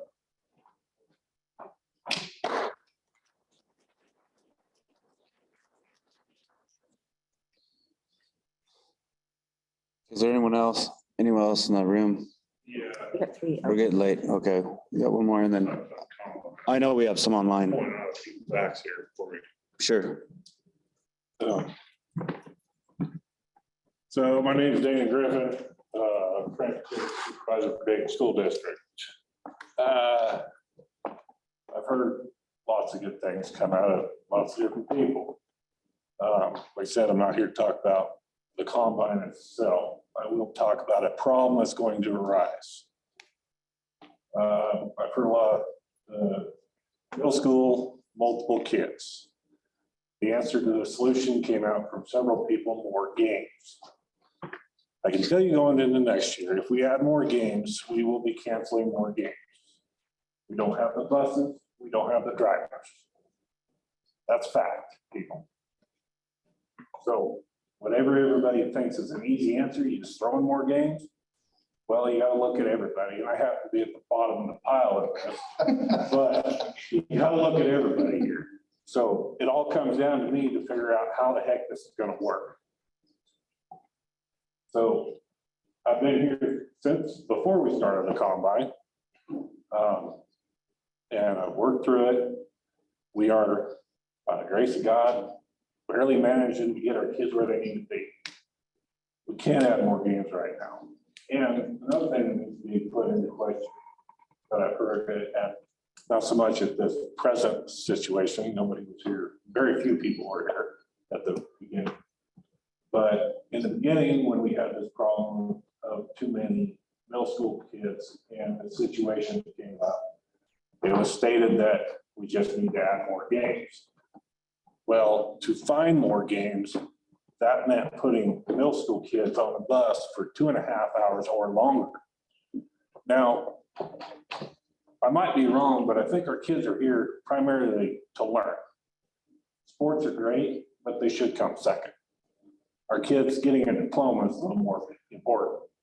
A junior high kid going to 2 games a week and not getting home until midnight, 1 o'clock in the morning, that's a problem for our teachers to try to teach kids when the junior high, 7th grade kid shows up to school the next day.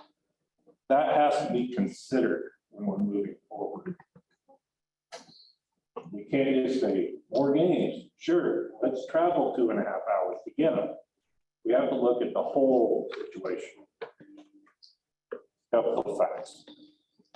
Thank you.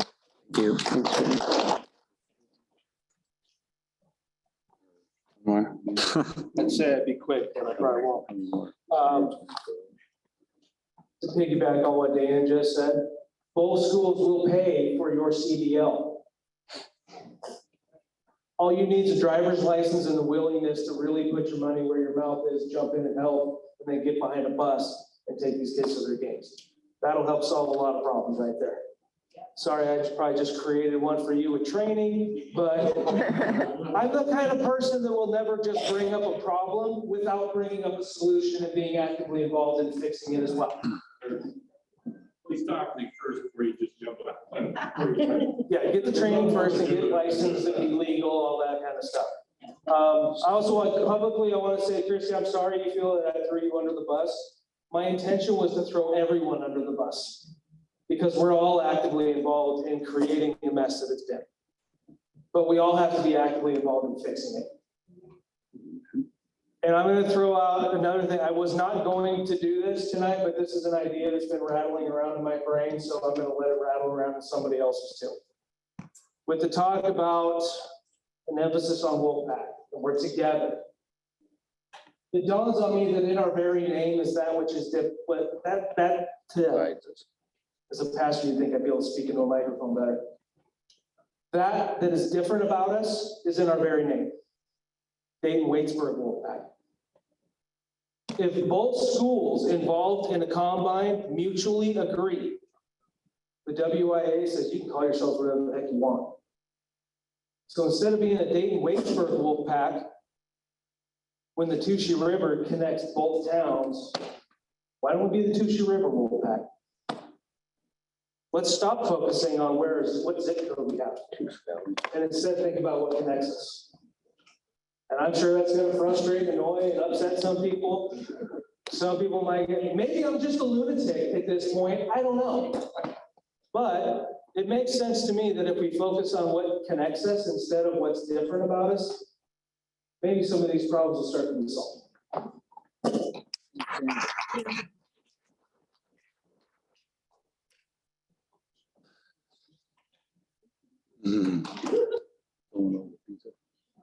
Thank you. I don't. Sorry, I turned it off. I don't have a lot of skin in it. Huh? No. Try the button for, yes. It's on. Hello. There you go.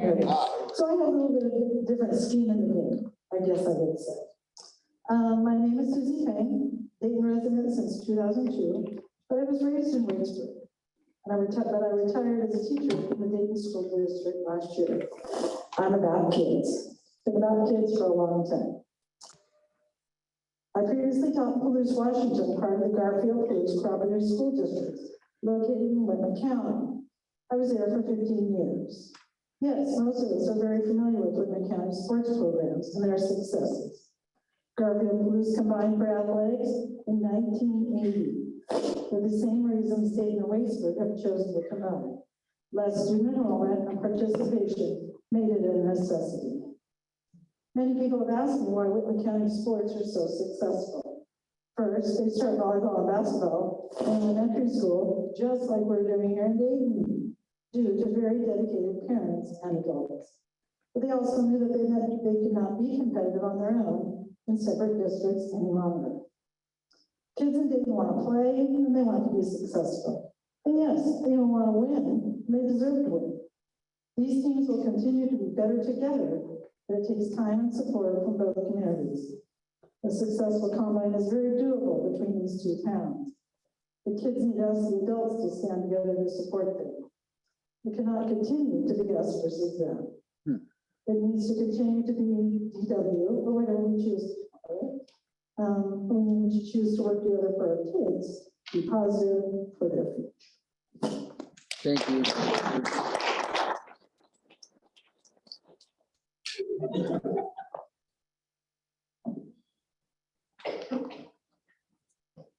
We got people on Zoom. Yeah. Oh, I'll be quick. Oh, okay. My name is Colby Sari, and I teach in Waitsburg, live here in Dayton. Moved here about 3 years ago. I'm originally from Ritzville, so we've gone through this same exact thing in Lynn, Ritzville. It was honestly pretty recently. My sister was still in high school when we first combined. A lot of people have asked me about what it was like, and what I tell them is that we were lucky enough when we started. We instantly started winning, and winning solves a lot of problems, which we're not seeing necessarily the benefits of that right now. But then I also tell people that then it's the buy-in part of it. You got to have full commitment from both schools. It's really hard to give up your identity as Dayton or Waitsburg. Linda Ritzville went through the same thing. But honestly, to be successful, I don't think splitting at the middle school level would be very helpful. Because like we said, these small town schools that dominate, you think of Colton, okay, they're a very small school, but they dominate in basketball. And that's because they're dedicated. Those girls play together since they were in 3rd grade. I mean, they play together. It's not even necessarily about how much you play, it's about who you play with too. I mean, all these things that we're playing are team sports. Most of them are team sports, and you got to learn how to play together as a team. And I hear a lot of conversation. I think there's a lot of people in here that support the combine, and we're talking about these buy-in. I think we start somewhere small, like we were talking about with banners, something along those lines. The pads in the gyms. I mean, you could start small with these things, show these kids that we're backing them, show up to the games, be there to cheer them on. Those are the big things. But I like to thank Sam for all he's done for this combine as a coach. I mean, he's there at practices, he's there at games. He's very forthcoming with every ounce of information you need. And he does a great job. But I don't agree with what we're talking about with the splitting of middle school. But I think that if we all buy in, it's going to be successful. And to speak on the middle school numbers, I teach in middle school right now. I have 2 classes that are about 27 kids right now. And then I have my 6th grade class that is about 18. So I think it would be detrimental to come up with a long-term solution for a short-term problem, because you're going to have fluctuation in numbers. That's just how it works in small schools. Thank you.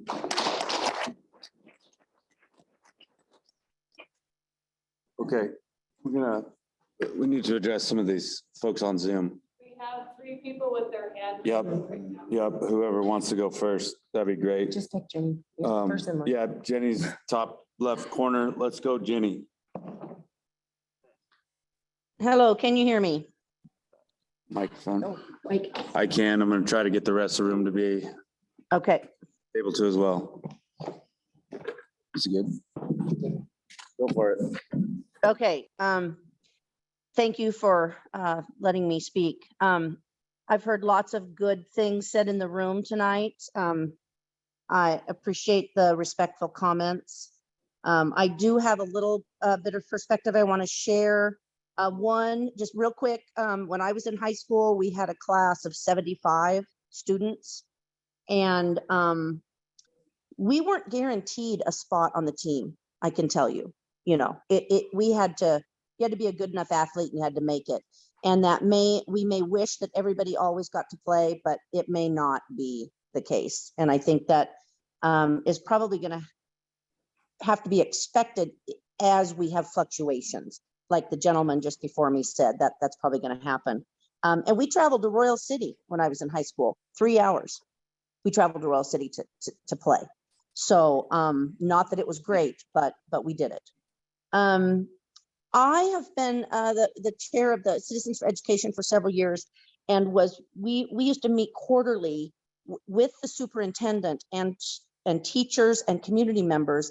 And so we had been discussing this combine quite a bit before it happened, not necessarily the sports side, but I do know that a lot of the problems that were anticipated at the beginning, especially transportation and things like that, the goal was, the next step in the discussion was to consider combining schools.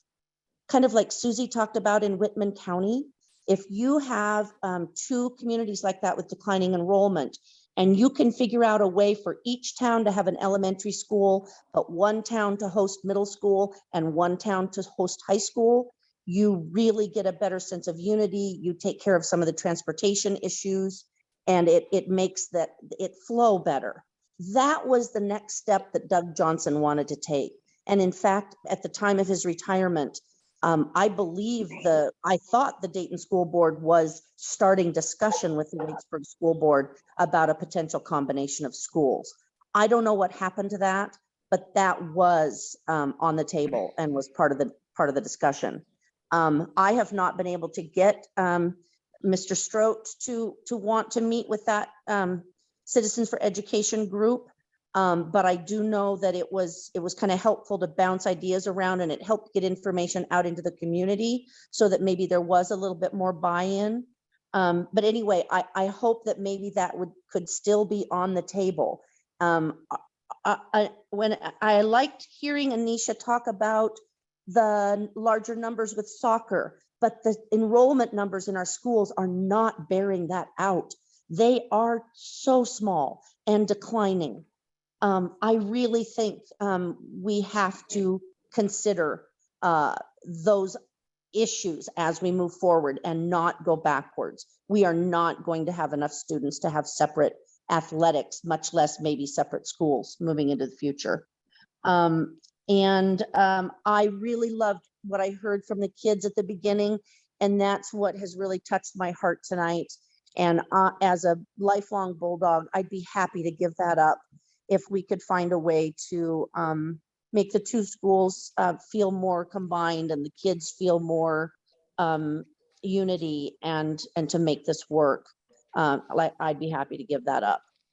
Last thing I want to say is what I have heard from many of the people that have left the school. It may have had maybe athletics was a sidebar, but most of them have left because of the way people treat each other. It just hasn't been good.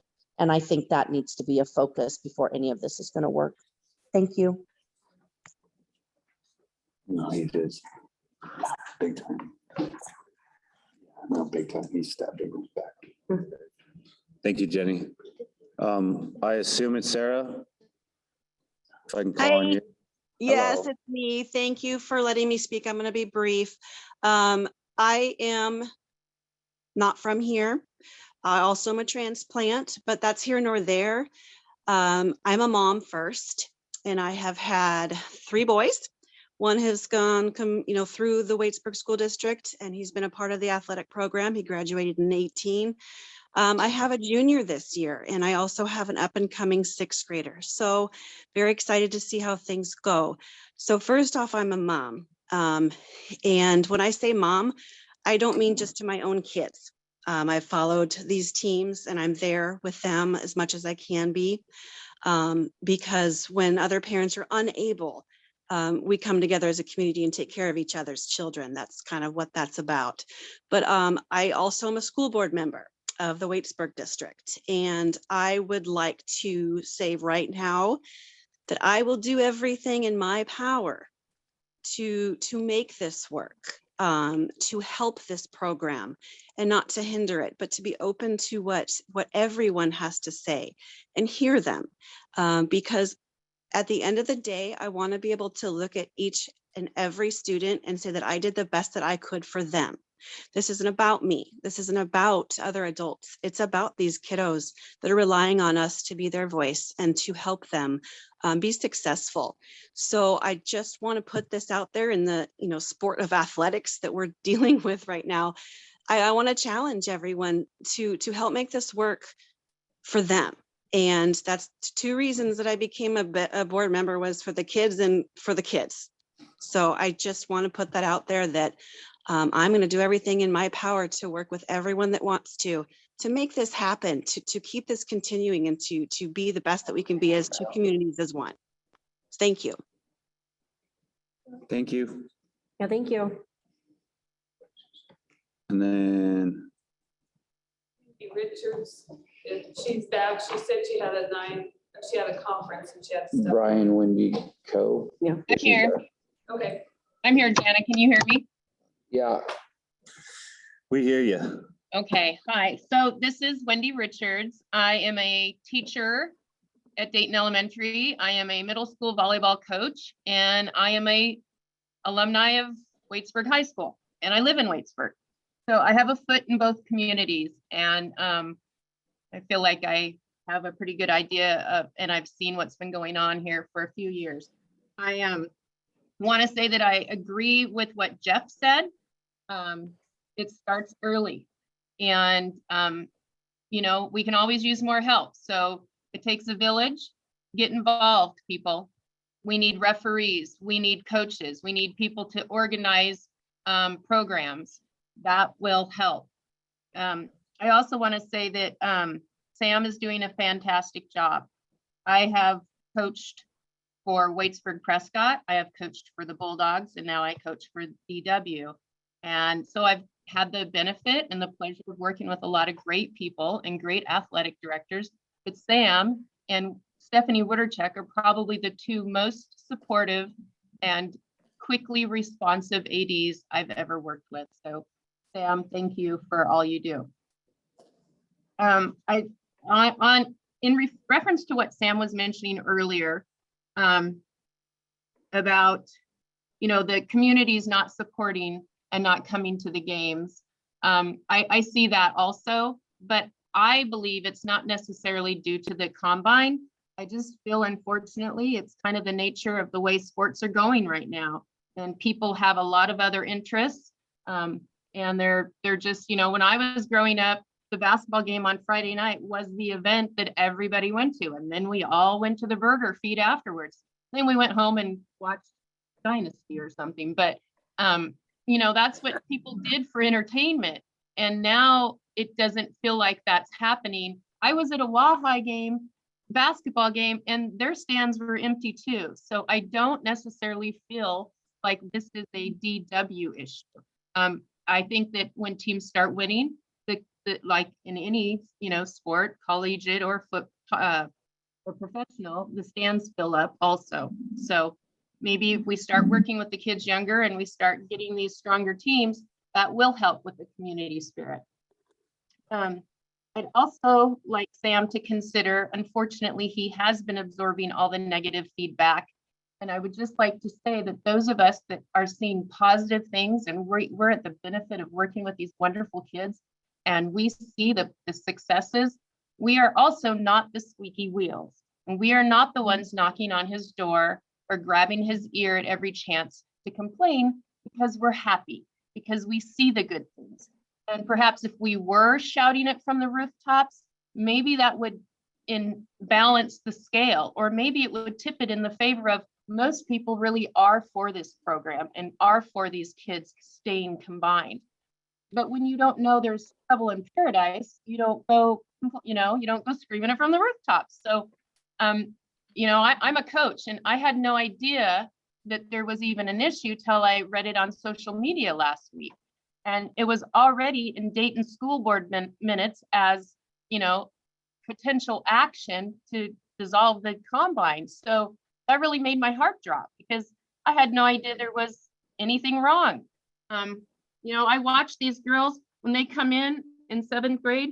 Yeah, they are a little standoffish because they know the Dayton girls. If you're from Dayton and if you're from Waitsburg, you know the Waitsburg girls. So the earlier we can get these kids mingling with each other, in my opinion, the better. I am not at all in support of separating the middle schools.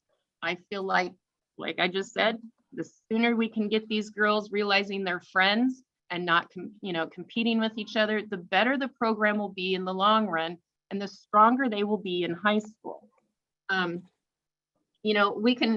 We can do what we can do, and we can try to think outside the box to make sure people have playing time, and to try to come up with games.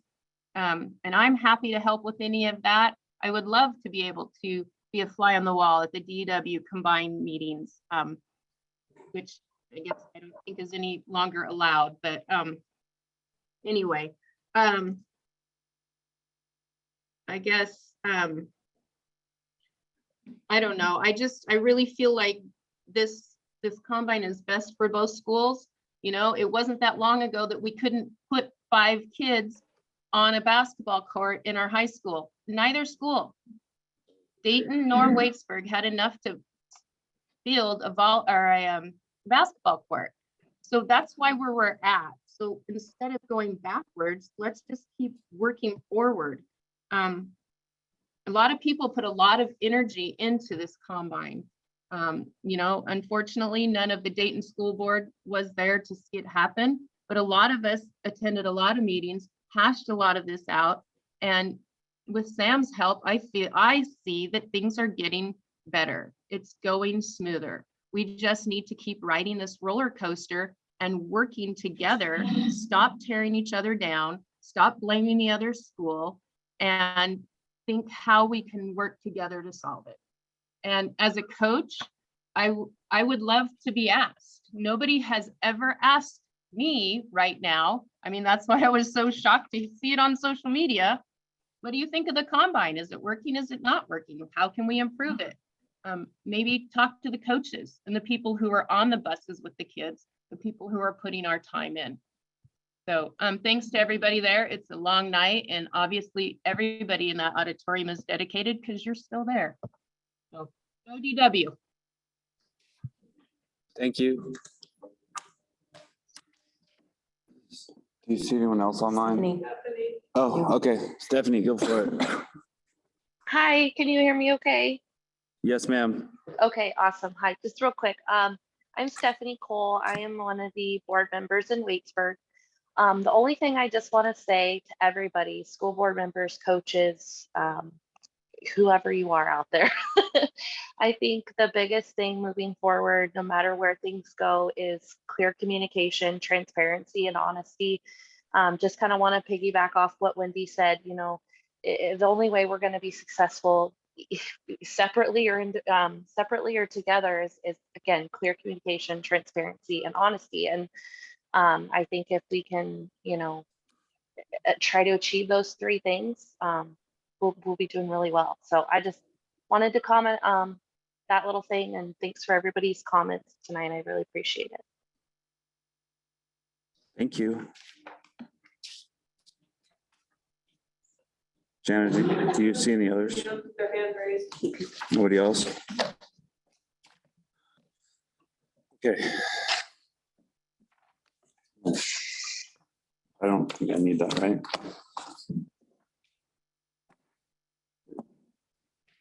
Hey, so honestly, I'll be really brief. I mean, appreciate everybody that's here for sure. I'm speaking from my heart. There's a handful of kids in the room still, and I guess there's no way to put it lightly that what you see today as your athletic success comes from something that didn't happen for you 5 and 7 years ago. And that's an unfortunate reality of where you would have potentially seen more success. And that is a difference that you're seeing again, the stuff that happens when kids are much younger. So I really, to reiterate what a bunch of people have said, it takes parents and it takes involvement. And again, I'm just going to say, it doesn't matter if it's Dayton, if it's Waitsburg, if it's Colfax, if it's Colton, if it's, you name it, Garfield, Palouse. What does it all come back to? Kids being fed at an earlier age, building a foundation long before they ever get to any sort of middle school or high school program. That's success. Yes, athletics are competitive. Absolutely. Kids are going to filter themselves out. Don't give them an opportunity, they'll filter out real quick. And then we'll say, nobody's here. We have to do this. Just a comment, I guess. I mean, there are situations where this would be necessitated. And right now in high school level in some of these programs, I would say it's definitely there. But simultaneously in some other areas, you may be squashing the exact thing that you're whining about over here. That's just a bigger picture. And I think everybody can take a step back and look at it from that perspective.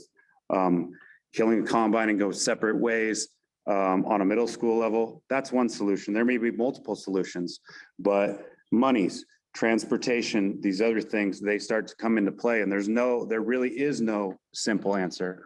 I feel a lot like Charlie. I feel a lot like Jeremy. I feel a lot like anybody else that has said in certain regards. The only thing I would say is you have to look at the aggregate. You got to take a big step back from an emotional thing and look at nuts and bolts and facts of what truly is best. And so, I mean, I'm super passionate about kids. I don't want to take anything away from kids. And that's not at least the way that I look at things or propose things. It really does come down to how are they being fed when they're young? And at what point does that start to falter? There are things, as has been said, this combine has been one way or another. Everybody that spoke about the history of it says, man, the same things we're talking about today are the same things that were talked about on day one. So what has been happening? The people up here in front are only interested in trying to figure it out, whatever that looks like. Nobody here owns the situation it is today. Everybody has great ideas. At the end of the day, it comes down to, do the actions back up the words? And that's unfortunate that it really comes down to that, because I think when we're faced directly with the appearance of, are we taking something away from a kid? That's not the intent. We're already taking away from other kids that we're not talking about.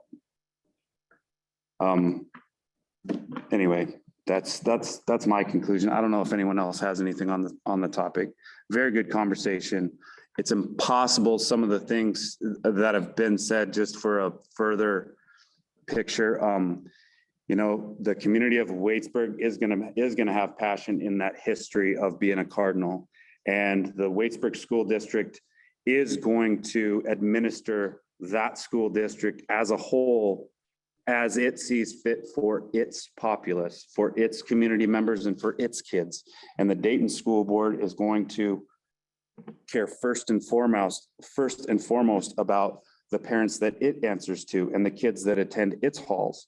And so ideally, for a combine to work, those things are fairly well aligned. If you do look at highly long-standing and successful athletic-wise like a Garfield Palouse, or like a St. John Endicott. Those things do have a combined element of their schools. They go to middle school here, they go to high school there. I'll say it here first before I would expect Waitsburg to say it tomorrow. I don't think that there's any support from a community standpoint that wants to rush into any sort of lesser independence along those lines. And so there's going to be some things that are on some levels never not a problem. They can be minimized, and they truly are minimized with winning success. It pushes a lot of this stuff down, and it's really high right now because you haven't seen the success between the lines. I stand behind the kids that have been a part of dysfunction for a long time. They weren't done any favors. We can't go back on that and rewrite it for them. But what we can figure out is the kids that are yet to be there, how are we going to feed them? That's just my last comments. So I would like to ask Guy and or Sam, maybe this would be more of a task for you, to see, because I do know we have representation here tonight of some of the kids. But I would like to do a polling of 6th through 12th grade and see who actually likes and dislikes the combine and see what that says. Because right now we have, it hasn't been done recently, and I can tell you right now, there's a lot of kids here that are opposite view of that aren't here. And we might have different positions on things that people don't play sports right now because they don't want to be a part of it. So I would just like to have that general overview of everyone. And then maybe even have to stem that out to a community and see what that does. Just because I do know that there are both sides, and I would just like to see the whole picture instead of just pieces here and there, negative sometimes, positive others. So it'd be interesting to see. For the record, that was done prior to COVID by an agency, Learning Ledger. Did that study should be. Yeah, I just want to see an updated one. 2 years there, but. Right. And I would like to see an updated one now that we've had a few years into it. We have done one. That survey, so if it was yelled, then you get a better response. It was For sure. As well as districts. do their due diligence. And I think with the kids being here in the school, for the most part, I think that's going to be pretty easy to pull them. So. Okay, I know we've drugged this out and it was fairly expected. What do we want? Do we need a couple of minutes to stretch? We need to get onto our reports. And if I could make a recommendation, I would recommend passing on all the reports. Okay. Unless you guys have specific questions. And also I would recommend delaying all the other actions on the policies, but everything can wait till June 1st. Yep. We still have an executive session to attend to, which is going to take you some time. I would maybe like to do the recommendation action item for the subs though. Yeah, we can. It's not until next school year, so it wouldn't matter to. Oh, okay. I didn't know if that It was didn't this year. matter. Okay. I would concur. Does anyone see any issue with that? Clearly, we've heard the athletic side of things. Does anyone have any opposition to that? No. If at all possible, we'll push the ASB report. And I do apologize to all of these people who have been waiting so long. If we can table the report section until the following month, then maybe we'll have to play catch up. The policy reviews, those aren't going anywhere. We can have that second reading. And so effectively there are no action items. We can push those to the next.